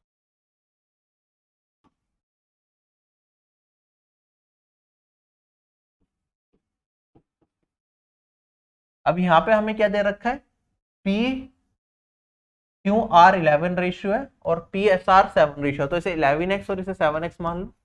तो ये मेरे पास वैल्यू क्या आएगी, ये 11x आ गई और ये वाली वैल्यू मेरे पास 7x। किसी को कोई कंफ्यूजन नहीं, इसका सेंटर हमें दे रखा है, हमें पी क्यू क्यू आर के बराबर दे रखा, मतलब ये वाली भुजा इस वाली भुजा के बराबर दे रखी है। हमसे मान पूछा O P Q, O P Q. अगर मैं लाइन ड्रॉ करूं तो मुझसे ये वाला एंगल फाइंड आउट करने को बोला गया है। This is what I need to calculate. ठीक, अब सोल्व करना स्टार्ट करते हैं। कैसे सोल्व करेंगे मुझे नहीं पता कि एक्चुअली कैसे पहुंचूंगा मैं यहाँ पे, लेकिन मुझे जो जो चीजें दिख रही है वो हम यूज करेंगे। मैंने कहा पी क्यू आर एस अगर एक साइक्लिक क्वाड्रिलेटरल है तो अपोजिट एंगल्स का सम 180 डिग्री होता है। तो मेरे पास 7x plus 11x that is 18x मेरा किसके बराबर हो गया, 180 के बराबर। x मेरा 10 के बराबर हो गया, अगर x 10 के बराबर है तो 11x ये हो गया मेरा 110 के बराबर, और ये वाली वैल्यू हो गई मेरे पास 70 के बराबर। यहाँ तक तो किसी को कोई भी कंफ्यूजन नहीं होनी चाहिए। ठीक, आगे बढ़ते हैं। अब थोड़ी सी मैं कंस्ट्रक्शन करता हूं इसमें, क्योंकि ये दो लाइन इक्वल दे रखी है, इसका कुछ ना कुछ तो यूज दे ही रखा होगा, वरना हम कैसे सोल्व करेंगे। ठीक है, तो ये वाली लाइन को यूज करने की कोशिश करते हैं। 110, ठीक है। चलो,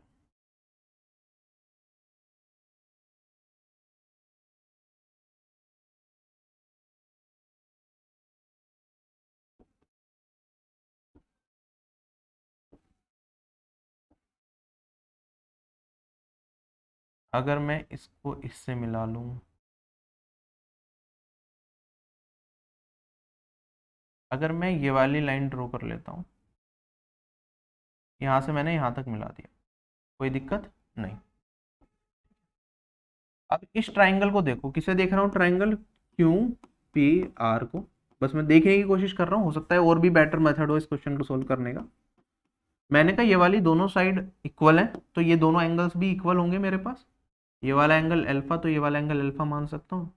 ये 110 है, ठीक है, इन तीनों का सम 180 डिग्री होगा, तो ये वाली वैल्यू मेरे पास 180 माइनस 110 70 बचेगा, 2 अल्फा 70 के बराबर, तो ये 35 और ये वाली वैल्यू भी 35 आ जाएगी। कोई दिक्कत नहीं है, क्लियर है सभी लोगों को अच्छे तरीके से। आगे बढ़ते हैं। अच्छा, अगर मैं ध्यान दूं, अगर ये वाला एंगल 35 है, मैं इस सेगमेंट को यूज करता हूं, यहां से ये वाला एंगल 35 आ रहा है, तो ये सेंटर पे क्या एंगल बनाएगा, अगर मैं यहां से इसे ज्वाइन कर दूं, तो आप कहेंगे सर ये वाली सेगमेंट, अगर एक प्रॉपर्टी हम पढ़ते हैं, एक कोड है, अगर ये पेरिफेरल पे एंगल बना रही है थीटा, तो सेंटर पे एंगल जो बनता है वो 2 थीटा बनता है। तो मैं कह सकता हूँ ये वाला एंगल कितना हो जाएगा, ये 35 है तो ये 70 हो जाएगा। सिमिलरली इधर से देखूंगा तो ये वाला एंगल मेरे पास 70 निकल के आ जाएगा। कोई दिक्कत, इतना हो गया। अब जो ये वाला ट्राइंगल है मैं एक बार हाईलाइट करता हूँ, क्योंकि मुझे क्या चाहिए, ये वाला एंगल चाहिए ना पूरा का पूरा, तो मैं एक दूसरा ट्राइंगल हाईलाइट करता हूँ आपके लिए, उस ट्राइंगल पे अब हम काम करें। अगर मुझे ये वाला एंगल मिल गया और मुझे ये वाला एंगल बताना है तो कैसे करेंगे। देखो ये रेडियस है, ये भी रेडियस है, तो मैं थोड़ा सा पीछे जाके आपको दोबारा से रीड्रॉ करता हूँ जिससे कि कंफ्यूजन ना हो। मैंने कहा मैं बना रहा हूँ ये ओ है मेरे पास, ये क्यू है और ये वाली वैल्यू पी है। ठीक है, ये रेडियस है, ये भी रेडियस है, ये 70 है, और हमें ओ पी क्यू ये वाला एंगल निकालना है कि क्या होगा। अब देखो ध्यान से, अगर ये रेडियस है तो ये वाली साइड इक्वल, ये वाली साइड इक्वल, तो ये वाला एंगल और ये वाला एंगल आपस में क्या हो जाएंगे, इक्वल हो जाएंगे, ये भी थीटा हो जाएगा। एक ट्राइंगल के तीनों कोणों का योग कितना होता है, 180 डिग्री होता है, तो 2 थीटा प्लस 70 किसके बराबर, 180 के बराबर, और मेरे पास 2 थीटा 110 के बराबर, और थीटा का मान कितना आ जाएगा, 55 डिग्री। तो ऑप्शन नंबर मेरा बी क्या हो जाएगा, करेक्ट हो जाएगा। क्लियर है सभी लोगों को।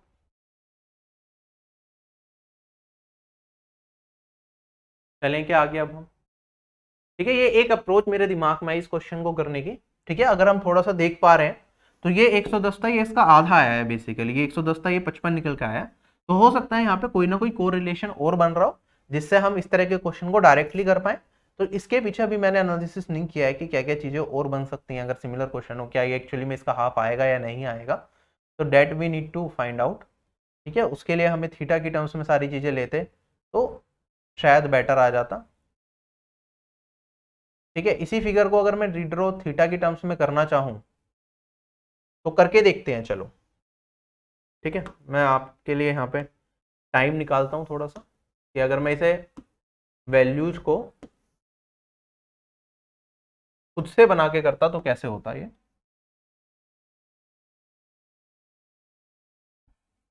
ये मेरे पास है कुछ, ये सेंटर रहा है, मेरे पास ये वाली लेंथ इस वाली लेंथ के इक्वल है, ये वाला एंगल से मुझे दे रखा है x है, या इस एंगल को से मैं मान लेता हूँ से, चलो x ही मान लेते हैं इस एंगल को। मुझे बताना है कि ये वाला एंगल क्या होगा इन टर्म्स ऑफ x अगर मैं निकालने की कोशिश करूँ। क्लियर?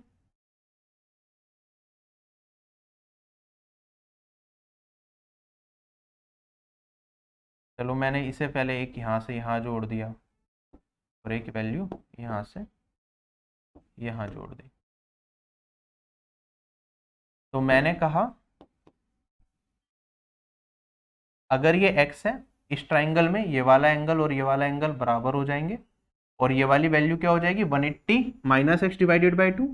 तो मैं कह सकता हूँ ये 90 माइनस एक्स बाई 2 और ये वाला एंगल भी क्या हो जाएगा 90 माइनस एक्स बाई 2। ठीक है, जितनी भी डेरिवेशन होती है कुछ इस तरीके से ही होती है मेरे पास। अगर ये 90 माइनस एक्स बाई 2 है, इस कोड से देख रहा हूँ, अगर मैं इस लाइन को मिला देता हूँ तो ये 90 माइनस एक्स बाई, इससे देखूँ ये 90 माइनस एक्स बाई 2 है तो ये इसका डबल, ये 180 माइनस एक्स हो जाएगा और ये वाला एंगल भी क्या हो जाएगा मेरे पास सिमिलरली 180 माइनस एक्स आ जाएगा इसके कोरस्पॉन्डिंग, अगर इस कोड से देखो। ठीक है, अब मेरे पास ये ट्राइंगल बचा। ठीक है, इसमें ये रेडियस है, मैं इस ट्राइंगल की बात कर रहा हूँ, ये रेडियस है, ये मेरे पास 180 माइनस एक्स है, ये और ये इक्वल है। हमें ये वाला एंगल बताना है कि ये वाला एंगल क्या होगा। इसे फिलहाल हम थीटा मान लेते हैं, चलो इसे नाम दे देता हूँ थीटा।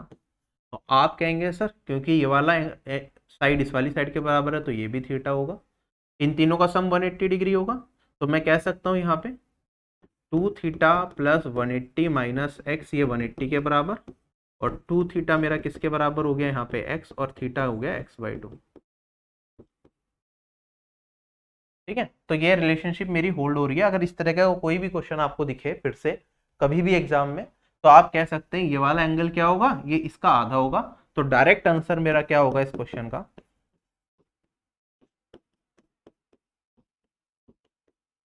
ठीक है, ये मैंने रिलेशनशिप अभी निकाली, इससे पहले मुझे पता भी नहीं था कि ऐसी कोई रिलेशनशिप स्टेब्लिश कर सकती है।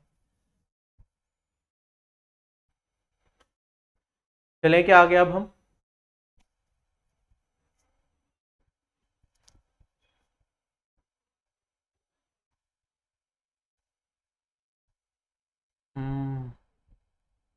ठीक है, इसकी एक्सप्लेनेशन को और बेटर कर सकते हैं। मैंने एक छोटा सा पॉइंट मिस कर दिया जिसकी वजह से ये क्वेश्चन इतना बड़ा हो गया।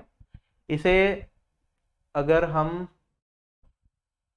ये इसके बराबर, ये इसके बराबर बनेगी काइट, ये होगा 90 डिग्री।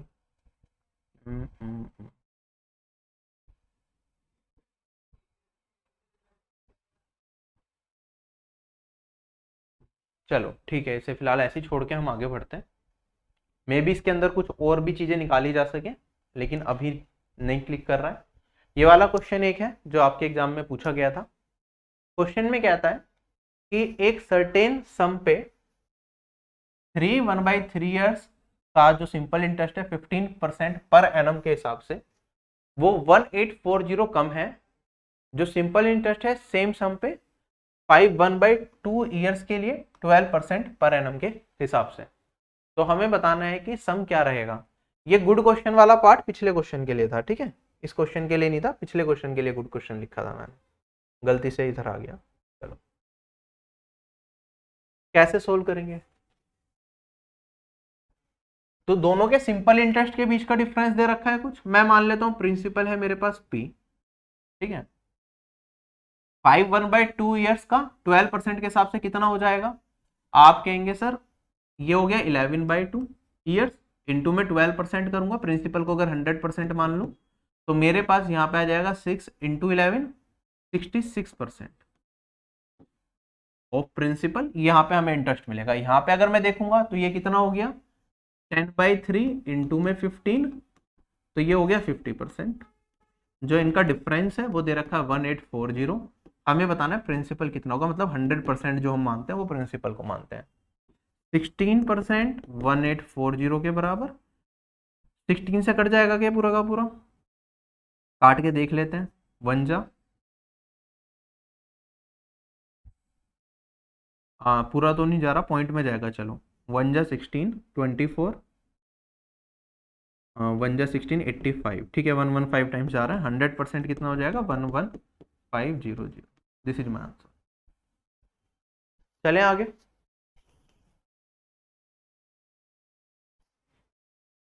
नेक्स्ट क्वेश्चन हमारे पास, इसे सिंप्लीफाई करना है, क्या वैल्यू आएगी, देखो bracket of divide multiply add subtract use करेंगे, यहाँ पे डिवीजन है फिर माइनस आ गया, सेपरेटर की तरह काम करेगा, चलो सेपरेट कर दिया, फिर ये पूरा ब्रैकेट अलग सोल्व होगा, बाकी सारा एक साथ करना है। तो यहाँ पे तो मेरे पास 95 डिवाइडेड बाई 15, 5 से काट दूंगा तो 19/3 बचेगा, माइनस में 34 डिवाइडेड बाई, अब ये ब्रैकेट वाला सोल्व कर लेते हैं अंदर से पूरा का पूरा। सबसे पहले ये ब्रैकेट सोल्व करेंगे, इनर ब्रैकेट 3 इंटू 12 36, फिर डिवीजन परफॉर्म होगा, 4/36 1/9, इंटू में 9 करूंगा तो 1 बचेगा, 18 माइनस 1 ये बचेगा 17, और यहाँ पे बाहर है मेरे पास इंटू में 2। अब देखो इसमें डिवीजन पहले परफॉर्म किया जाएगा तो ये बचेगा 2 इंटू 2 4, 19/3 माइनस में मेरे पास बचा 4, तो 12 7/3, और ये हो जाएगा मेरे पास 2 1/3। क्वेश्चन हो गया खत्म। चलें आगे,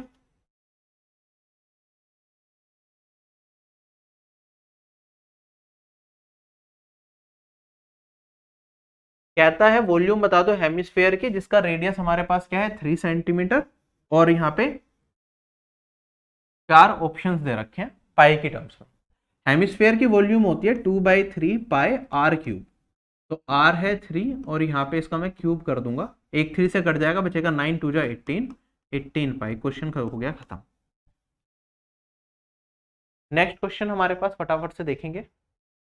क्वेश्चन में कहता है एक पाइप 50% टैंक को 4 आवर्स में भर सकता है, पाइप भी 12 आवर्स लेगा इस टैंक को फिल करने के लिए। दोनों पाइप को एक साथ खोल दिया गया, तो हमें बताना है कितना टाइम लगेगा एक एम्प्टी टैंक को पूरा फिल करने में। तो डायरेक्टली कर सकते हैं, आप कहेंगे सर 50% टैंक अगर 4 आवर्स में भरेगा तो 100% टैंक कितने में भरेगा 8 आवर्स में। तो पाइप ए कितने आवर्स में 8 आवर्स में टैंक को फिल कर सकता है, जो पाइप बी है वो 12 आवर्स में टैंक को फिल कर सकता है। दोनों साथ मिलकर करेंगे तो कितने टाइम में, इसका डायरेक्ट फॉर्मूला भी होता है 8 इंटू 12 डिवाइडेड बाई 8 प्लस 12, इतने आवर्स लगेंगे इन्हें, है ना। तो ये तो हो गया 20, ठीक है, और यहाँ पे मेरे पास 96 आ गया। आप कहेंगे सर 4 आवर्स तो पूरे पूरे लग रहे हैं, फिर मेरे पास प्लस में क्या होगा 16/20 आर, ये आर है मिनट्स में कन्वर्ट कर लेते हैं, तो यहाँ पे मुझे 60 से मल्टीप्लाई करना पड़ेगा मिनट में कन्वर्ट करने के लिए। क्वेश्चन खत्म हो चुका है, यहाँ से काटूंगा 3, 16 3 जा 48, 4 आर एंड 48 मिनट। चले आगे, कहता है अवरा ए से बी ट्रेवल करता है 74 किलोमीटर पर आवर की स्पीड से और वापस आता है B to A 111 kilometre per hour की स्पीड से। एवरेज स्पीड क्या होगी, देखो जा भी कुछ डिस्टेंस रहा है और आ भी सेम डिस्टेंस रहा है। जब डिस्टेंस सेम ट्रेवल किया जाता है दो अलग अलग स्पीड से, तो एवरेज स्पीड होती है मेरी 2uv अपॉन में u प्लस v। तो जाने की स्पीड है मेरे पास 74 और आने की स्पीड है 111 डिवाइडेड बाय 74 प्लस 111। आप अगर ध्यान से थोड़ा सा इस चीज को देख पाए तो मेरे को पता है 111 क्या होता है, ये होता है मेरे पास 37 इंटू में 3, ये होता है 37 इंटू में 2, और ये मेरे पास क्या है 37 इंटू 2, 37 इंटू 3, 37 कॉमन आ जाएगा तो नीचे बचेगा 2 + 3 5, 37 एक कट जाएगा ऊपर वाला, मैं ऊपर बचेगा 2 इंटू में 74 लिखना चाहो एज इट इज 74 ही लिख दो, और यहाँ पे 3, this will be my answer. तो पॉइंट में वैल्यू आएगी क्योंकि 5 कहीं आ नहीं रहा, सिंप्लीफाई करने के लिए मैं ऊपर नीचे 2 से मल्टीप्लाई कर सकता हूँ, तो जो भी लास्ट डिजिट आएगी उसके बाद पॉइंट लग जाएगा, ठीक है। और मेरे पास अगर यूनिट डिजिट से करने की कोशिश करूं तो मेरे पास क्या बचेगा 2 3 जा 6 4 जा 32, 2 जा 1 सेकेंड 4 2 जा 8, 8 6 जा 48, ठीक है। यूनिट डिजिट आएगी 8, पॉइंट के बाद वैल्यू आएगी 8, चार ऑप्शन देखे तो ऑप्शन नंबर डी क्या हो गया करेक्ट। क्लियर, चले आगे। अगला सवाल, कुछ पैसे मैंने कंपाउंड टेस्ट पे दिए 18% पर एनम के हिसाब से 1 साल और 4 महीने के लिए, इंटरेस्ट 8 महीने में चक्रवर्ती किया जाता है, और जो कंपाउंड टेस्ट मिला वो 3816 का मिला, तो हमें बताना है कि कितने पैसे हमने निवेश किए थे। अगर मैं बात करता हूं 18% 1 साल का है, तो 12 मंथ का जो इंटरेस्ट है वो 18% है। 8 मंथ का इंटरेस्ट कितना होगा, आप कहेंगे सर 18 डिवाइडेड बाई 12 इंटू में 8, और यहाँ से अगर मैं काट दूं तो 4 से काटूंगा 2 और 3, 3 से काटूंगा तो 6, और ये आ गया 12%। रेट ऑफ इंटरेस्ट मेरा कितना हो गया 12% का हो गया। 1 साल 4 महीने, 1 साल 4 महीने कितना होगा 12 + 4, ये हो गया मेरे पास 16 मंथ्स। 8 महीने के हिसाब से चक्रवर्ती हो रहा है तो 8 महीने की कितनी साइकिल हो गई 16 मंथ्स में, 2 साइकिल हो गई, ठीक। हमें सम बताना है कि कितना रहा होगा अगर कंपाउंड इंटरेस्ट हमारे पास इतना है। दो तरीके हैं, या तो आप इफेक्टिव निकाल लो, ठीक है, या फिर आप बेसिक से करने की कोशिश करो रेशियो मेथड का इस्तेमाल करके, ठीक है। अगर 12% का आप इफेक्टिव निकालने जाओगे तो 2 साल का कितना हो जाएगा, ये होगा 2a + a² डिवाइडेड बाय 100, वैसे आपको वैल्यू भी याद होनी चाहिए 144.44, 1 कैरी फॉरवर्ड 25.44, 25.44% किसके बराबर हो गया 3816 के बराबर हो गया। हमें 100% प्रिंसिपल का मान बताना है। इससे अगर मैं सोल्व करता हूं देखो 25.44% क्या होगा, लगभग लगभग क्या होता है 1/4 होता है, मतलब 25 मान लू मैं और ये 100 है, लगभग इसका 4 गुना होगा, 4 गुना से थोड़ा सा कम। इसका अगर मैं 4 गुना करता हूँ 3816 का, तो वैल्यू कितनी आएगी मेरे पास, ये 4000 से थोड़ा सा कम है, तो 16000 से थोड़ी सी कम वैल्यू पे मेरा हो सकता है आंसर आए। ये चारों ऑप्शन 14 580 15000 ये और ये ऐसा कुछ दे रखा है, तो थोड़ा सा बता पाना मुश्किल है। 38 को अगर मैं 4 से भी करता हूँ तो ये वाली वैल्यू मेरे पास आएगी 1 4 जा 152 आएगी, और उसमें से भी थोड़ी सी वैल्यू कम होगी, तो 15000 के आसपास मेरे हिसाब से आंसर जा सकता है, ये मुझे थोड़ा लग रहा है, लेकिन मैं इतने में श्योरिटी नहीं हूँ, श्योर नहीं हूँ कि श्योरिटी के साथ मैं कह सकूँ कि यही आंसर आएगा, तो आप कैलकुलेशन कर सकते हैं। इसका मान ये है 100% का अगर मैं मान निकालूंगा तो ये वाली वैल्यू आएगी 3816 डिवाइडेड बाई 25.44 इंटू 100,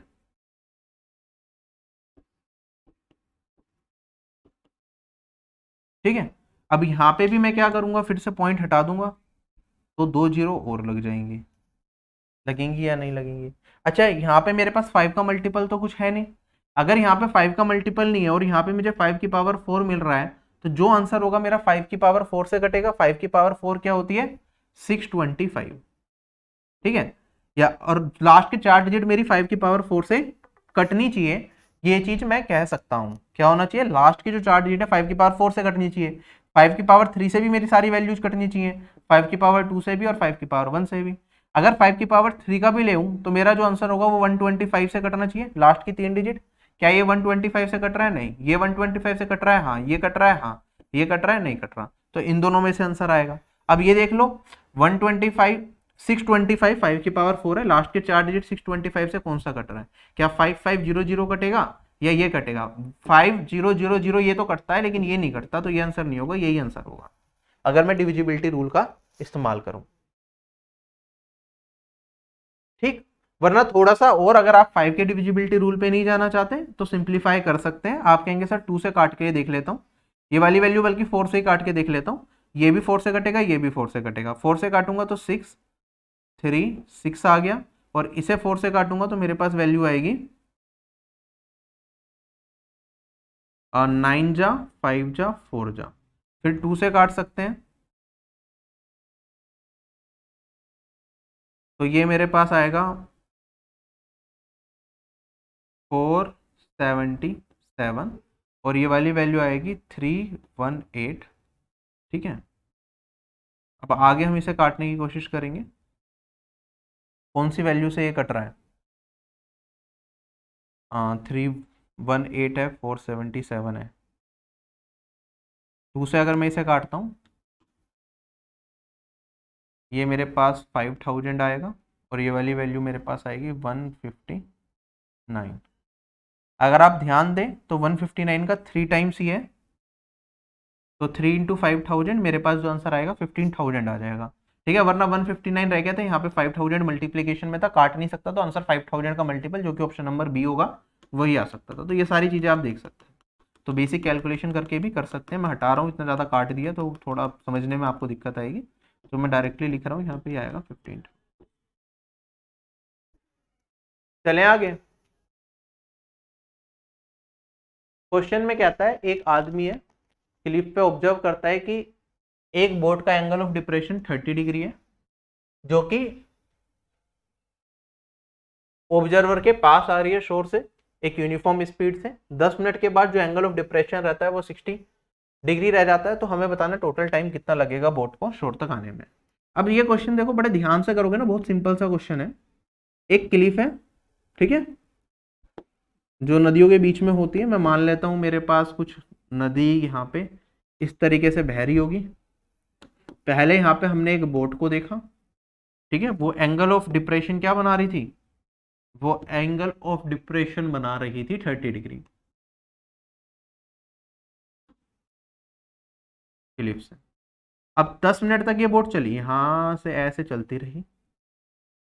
10 मिनट्स तक चलने के बाद जो एंगल ऑफ डिप्रेशन है इसकी तरफ आ रही थी, तो ये रह गया मेरे पास कितना? 60 डिग्री। तो हमें बताना है कितने टाइम में ये यहां पे पहुंच जाएगी। टोटल टाइम पूछा है, मतलब यहां से लेके यहां तक का टाइम बताना है कि कितने टाइम में ये पहुंचेगी। स्पीड क्या है? कांस्टेंट है। देखो ध्यान से समझना, बोट की स्पीड अगर कांस्टेंट है, तो अगर स्पीड कांस्टेंट हो गई तो डिस्टेंस मेरा क्या हो जाता है? Directly proportional to time. जितना टाइम लगेगा उतना ही ज्यादा डिस्टेंस कवर किया जाएगा। तो मैं जो यहाँ पे टाइम दे रखा है इसे डिस्टेंस मान सकता हूं या नहीं मान सकता? जल्दी बताओ। अगर ये मैं मान लेता हूं यहाँ पे जो टाइम है ये 10x लग रहा है, सॉरी टाइम 10 मिनट्स है, तो डिस्टेंस में कह सकता हूँ 10x लगेगा। और यहाँ पे जो डिस्टेंस है वो x की फॉर्म में निकाल लूंगा तो मैं टोटल टाइम बता सकता हूँ। तो वरना आप x की फॉर्म में नहीं मानना चाहते तो आप डायरेक्टली क्या कर लो, मैंने कहा distance directly proportional to time है, तो जितना टाइम यहाँ पे लगेगा उसी प्रोपोर्शनेट में हम यहाँ पे टाइम निकाल लेंगे और अपना आंसर बता सकते हैं। सोल्व करेंगे तो कैसे सोल्व कर सकते हैं? आपने कहा ये 60 डिग्री है, सबसे पहले छोटे वाले ट्राइंगल को देखते हैं। अगर एंगल 60 डिग्री हो मेरे पास, तो ये वाली साइड अगर 1 रेशियो होती है तो ये वाली साइड क्या होती है? √3 रेशियो होती है। अगर ये वाली साइड √3 रेशियो है, अगर मैं बड़े वाले ट्राइंगल को देखूं, यहाँ पे मैं क्या करूं, इस बड़े वाले ट्राइंगल को ऑब्जर्व करूं, तो ये √3 है, तो ये वाली साइड क्या हो जाएगी? ये 1 रेशियो होता है तो ये √3 रेशियो होता है, और अगर ये √3 है तो ये हो जाएगा √3 इंटू √3, ये हो जाएगा 3 रेशियो। ठीक है, तो जो यहां से लेके यहां तक का जो डिस्टेंस है वो 3 रेशियो है, और अगर ये वाला डिस्टेंस मेरे पास 1 रेशियो है। ऐसे टाइम की फॉर्म में अगर मैं कहूं तो अगर यहां से लेके यहां तक जाने में 1 रेशियो टाइम लगेगा, तो यहां से लेके यहां तक जाने में 3 रेशियो टाइम लगेगा। तो यहां से लेके यहां तक का टाइम क्या होगा? आप कहेंगे सर 3 - 1, ये होगा 2 रेशियो। 2 रेशियो 10 मिनट्स को रिप्रेजेंट करता है। 2 रेशियो किसे रिप्रेजेंट कर रहा है? 10 मिनट को। तो मेरा 3 रेशियो किसे रिप्रेजेंट करेगा? 1 रेशियो 5 मिनट को, तो 3 रेशियो 15 मिनट को। यही मेरा इस क्वेश्चन का आंसर है। क्वेश्चन हो गया खत्म। वरना आप डिस्टेंस की फॉर्म में मानना चाहते तो आप कहते सर ये डिस्टेंस है 3x, ये है मेरे पास 2x और ये है मेरे पास 1x। 2x डिस्टेंस कवर करने में कितना टाइम लग रहा है? 10 मिनट्स लग रहे हैं। स्पीड कांस्टेंट है। 3x डिस्टेंस कवर करने में कितना टाइम लगेगा, आप इस टर्म्स में भी देख सकते हैं, ये इसका 1.5 है तो इनटू में 1.5 करोगे तो 15। ठीक है, अगर डिस्टेंस की टर्म से मारना, वरना टाइम की टर्म में मानो डायरेक्टली होगा, डिस्टेंस में पढ़ने की जरूरत ही नहीं है। अगर स्पीड कांस्टेंट है तो टाइम का रेशियो डिस्टेंस का रेशियो सेम रहता है।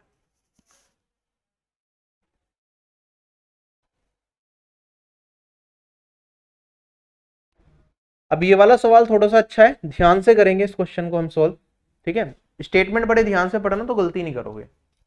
क्वेश्चन में कहता है मेरे पास क्या है 7800 रुपीज है जो बन जाते हैं 10,381.80 x% पर एनम ब्याज दर से 2 साल के अंदर, जब हम जो ब्याज है वो 8 महीने में चक्रवर्ती करते हैं।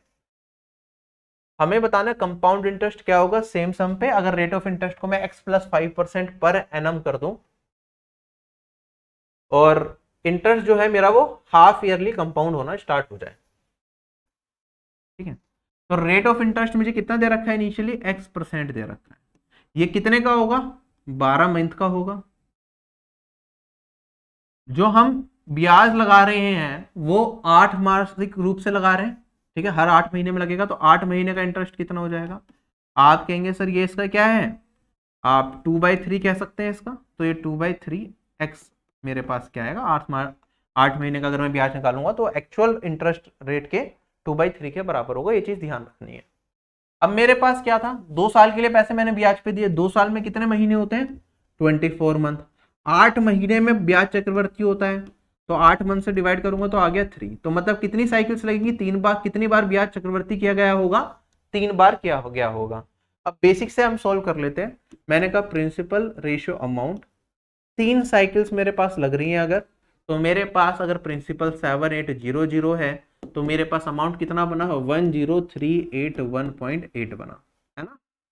अब इसे सिंप्लीफाई करने के लिए मैं कह सकता हूँ चलो यार ये पॉइंट हटा लेता हूँ, यहाँ पे एक 0 लगा लेता हूँ, कोई दिक्कत यहाँ पे नहीं। अब आपको ये चीज थोड़ी सी समझ में आ रही होगी कि सर 3 साइकिल्स का रेशियो ये है, तो एक साइकिल का रेशियो निकालने के लिए मुझे क्या करना पड़ेगा, इनका क्यूब रूट लेना पड़ेगा।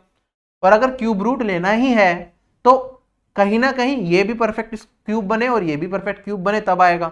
अब देखो 78 में तो कोई ऐसा फैक्टर नहीं है जो परफेक्ट क्यूब में कंट्रीब्यूट कर पाए, क्योंकि 78 इज नथिंग बट 13 इंटू में 6। क्या है, 13 इंटू में 6। 1000 अपने आप में परफेक्ट क्यूब है तो इसे छेड़ने की जरूरत नहीं है।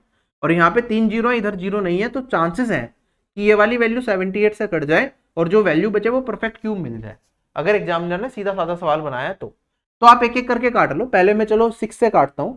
अगर मैंने इसे 6 से काटा तो 1 जा 43, 7 जा 3 जा 0 6। फिर मैं इसे 13 से काट के देखता हूं कट रहा है क्या, तो मेरे पास ये वाली वैल्यू आएगी 1 जा 43, 3 जा 40, 0 3 है ये, ठीक है गलत लिख दिया था।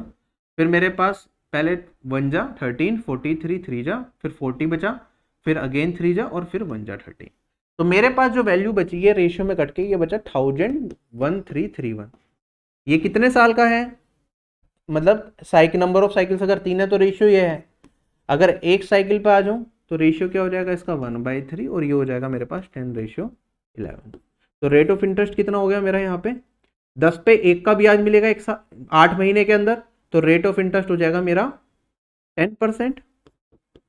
ये 8 मंथ का ब्याज है, 8 मंथ का ब्याज कितना है 10% है, मतलब 2/3x इसके बराबर हो गया 10% के, तो x का मान कितना आ गया मेरे पास 15%। अगर x 15 हो गया तो कहता है कि मेरे पास यहां पे क्या हो गया, कंपाउंड टेस्ट क्या होगा सेम सम पे, अगर मैं उसे x+5% पर एनम की ब्याज दर पे 1 साल के लिए दूं कंपाउंडेड हाफ ईयरली, तो अगर ये x 15 आ गया तो 15 + 5 20% मेरा क्या हो गया रेट ऑफ इंटरेस्ट। ठीक है, न्यू रेट। अब आधवार्षिक रूप से देना है तो 6 मंथ्स का होगा, ये तो 1 ईयर का है। 6 मंथ्स का कितना हो जाएगा 10%, फिर 2 साइकिल लगेंगी 10% की। इफेक्टिव कितना होता है 10% का, इफेक्टिव होता है मेरे पास 21%, 10 + 10 इंटू 10 डिवाइडेड बाय 100, तो इफेक्टिव रेट ऑफ इंटरेस्ट आया 21%। प्रिंसिपल था इतना, तो हमें बताना है कंपाउंड इंटरेस्ट क्या होगा, तो 21% का मान बताना है। अगर 100% ही है तो 21% क्या हो जाएगा 78 इंटू में 21, this will be my answer. Unit digit से करूंगा तो 1 इंटू 8 8, यही आंसर है। ध्यान से देखो इस क्वेश्चन को, समझने वाला क्वेश्चन था, गलती हो सकती है, इसे नोट कर लेना कॉपी में जरूर। हमें क्या दे रखा था, 2 साल का प्रिंसिपल और अमाउंट का रेशियो दे रखा था और ब्याज हर 8 महीने में चक्रवृद्धि किया जा रहा था। तो मैंने कहा 2 साल में 24 महीने, 8 महीने में चक्रवृद्धि हो रहा, तो कितनी साइकिल्स लगेंगी, 3 बार ब्याज को चक्रवृद्धि करा, 3 बार ब्याज को चक्रवृद्धि करा, तो प्रिंसिपल और अमाउंट का रेशियो आया 1000:1331। तो एक साइकिल का ब्याज का रेशियो क्या आएगा, आप कहेंगे प्रिंसिपल अगर 10 था तो अमाउंट बना होगा 11, तो ब्याज कितने का मिला, एक का ब्याज मिला 10 पे, तो ये हो गया 10%। तो 8 महीने में ब्याज की दर है 10%, तो एक साल में ब्याज की दर होगी 15%, तो x का मान आ गया 15। अब कहता है हम x प्लस 5% के हिसाब से पैसे को ब्याज पे लगाएंगे, तो 15 प्लस 5 20% पर एनम के हिसाब से ब्याज पे पैसा लगाना है। लेकिन अब कंपाउंडेड हाफ ईयरली होगा, हाफ ईयरली होगा तो हर 6 महीने में ब्याज चक्रवर्ती होगा, 20 का आधा हो गया 10, 10, 10, 2 बार 10-10% के हिसाब से चक्रवर्ती हो रहा है, तो इफेक्टिव कितना हो जाएगा इसका 21%। 21% निकालेंगे 7800 का, तो 21 इंटू 78 ये मेरा एग्जैक्ट आंसर दे देगा।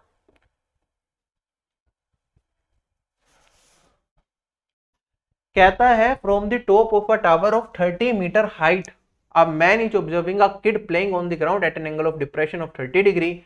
Find the distance between the foot of the tower and the kid. ठीक है, और किड की और टावर के मैन की हाइट को इग्नोर करना है। मेरे पास एक आदमी है जो एक टावर के ऊपर है, जिसकी हाइट 30 मीटर दे रखी है। ये किड को ऑब्जर्व करता है जमीन पे, जो एंगल ऑफ डिप्रेशन कितना बना रहा है, ये एंगल ऑफ डिप्रेशन बना रहा है 30 डिग्री का, तो मतलब ये एंगल हो जाएगा 30 डिग्री। किड यहाँ पे है, इनकी हाइट को इग्नोर करना है, तो हमें बताना है फुट ऑफ द टावर और किड के बीच में कितना डिस्टेंस होगा। आप कहेंगे सर जब ये वाला मेरे पास 30 डिग्री एंगल होता है तो अगर ये 1 रेशियो होता है तो ये √3 रेशियो होता है, ये हमने पढ़ा है। तो 30 और तो ये हो जाएगा 30√3। चलें आगे।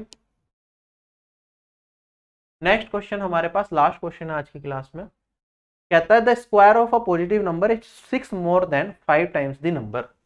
एक पॉजिटिव नंबर का स्क्वायर क्या होता है, ये 6 ज्यादा होता है 5 टाइम्स द नंबर के। तो हमें बताना है कि what is the number, number क्या होगा। अब बेसिकली आप इसे क्वाड्रेटिक इक्वेशन की तरह सोल्व कर सकते हैं, आपको आंसर मिल जाएगा। अदरवाइज ऑप्शन की मदद ले सकते हैं, तब भी आपको आंसर मिल जाएगा। तो कमेंट सेक्शन में कमेंट करके आपको बताना है कि आपका इस क्वेश्चन का आंसर क्या आया। This marks the end of this class. I hope questions आपको समझ में आए, एग्जाम में किस तरीके से करना है वो चीजें समझ में आई, और जो कॉन्सेप्ट्स आपके क्लियर नहीं थे वो शायद क्लास से क्लियर हो गए होंगे। ठीक है, आपको अपने वीक एरियाज के बारे में भी पता चला, वो कैसे क्वेश्चन आरआरबी एनटीपीसी में पूछे गए हैं, 11, 6 में, CBT 2 में, वो आपको पता चला होगा। बाकी टेस्ट सीरीज है आरबी की, वो आप दे सकते हैं। ठीक है, जो कि बिल्कुल आप लोगों के लिए फ्री रहती है। SSC के सारे प्रीवियस ईयर पेपर्स ज़्यादातर हमने टेस्ट फॉर्म में आप लोगों के लिए डाले हुए हैं। इनकी PDF आपको टेलीग्राम पे भी मिल जाएगी, और आप टेस्ट सीरीज को परचेज भी कर सकते हैं अगर अपकमिंग CGL CHSL एग्जाम को प्रिपेयर कर रहे हैं। आरबी की वेबसाइट पे बहुत ही मिनिमल प्राइस में और कंप्लीट तैयारी के लिए, जिसमें मैथ्स मैं पढ़ाता हूँ, इंग्लिश के लिए अलग टीचर है, रीजनिंग के लिए अलग है, और मैथ्स बाकी सब्जेक्ट्स के अलग अलग हैं। तो आप कंप्लीट तैयारी के लिए आरबी का ऑफिसर बैच ज्वाइन कर सकते हो। आरआरबी एनटीपीसी की कंप्लीट तैयारी हो जाएगी, आपके रेलवे का कोई भी एग्जाम है उसकी भी जब मैक्सिमम तैयारी हो सकती है यहाँ से। SSC एग्जाम्स को पे फोकस्ड मैक्सिमम चीज़ें क्रिएट की गई हैं, तो SSC के सारे exams maths, English, GK, reasoning जिनमें पूछा जाता है वो कवर हो जाएगा। स्टेट एग्जाम्स दे रहे हैं तो इसमें हिंदी की क्लासेस मिल जाएंगी आपको। स्टेनोग्राफी के एग्जाम दे रहे हैं तो स्टेनो की क्लासेस के अंदर डाली हुई है। CGL में Tier 2 के बाद आप AAO की प्रिपरेशन करना चाहते हैं, उसकी क्लासेस भी इसके अंदर इंक्लूड की गई हैं। Even mock test series are also included in this. तो आप कोर्स ज्वाइन करके अपनी तैयारी वहां से कंप्लीट कर सकते हैं। आपसे इस वीडियो में यह अलविदा लूंगा। Bye bye, take care, have a nice day and जय हिंद।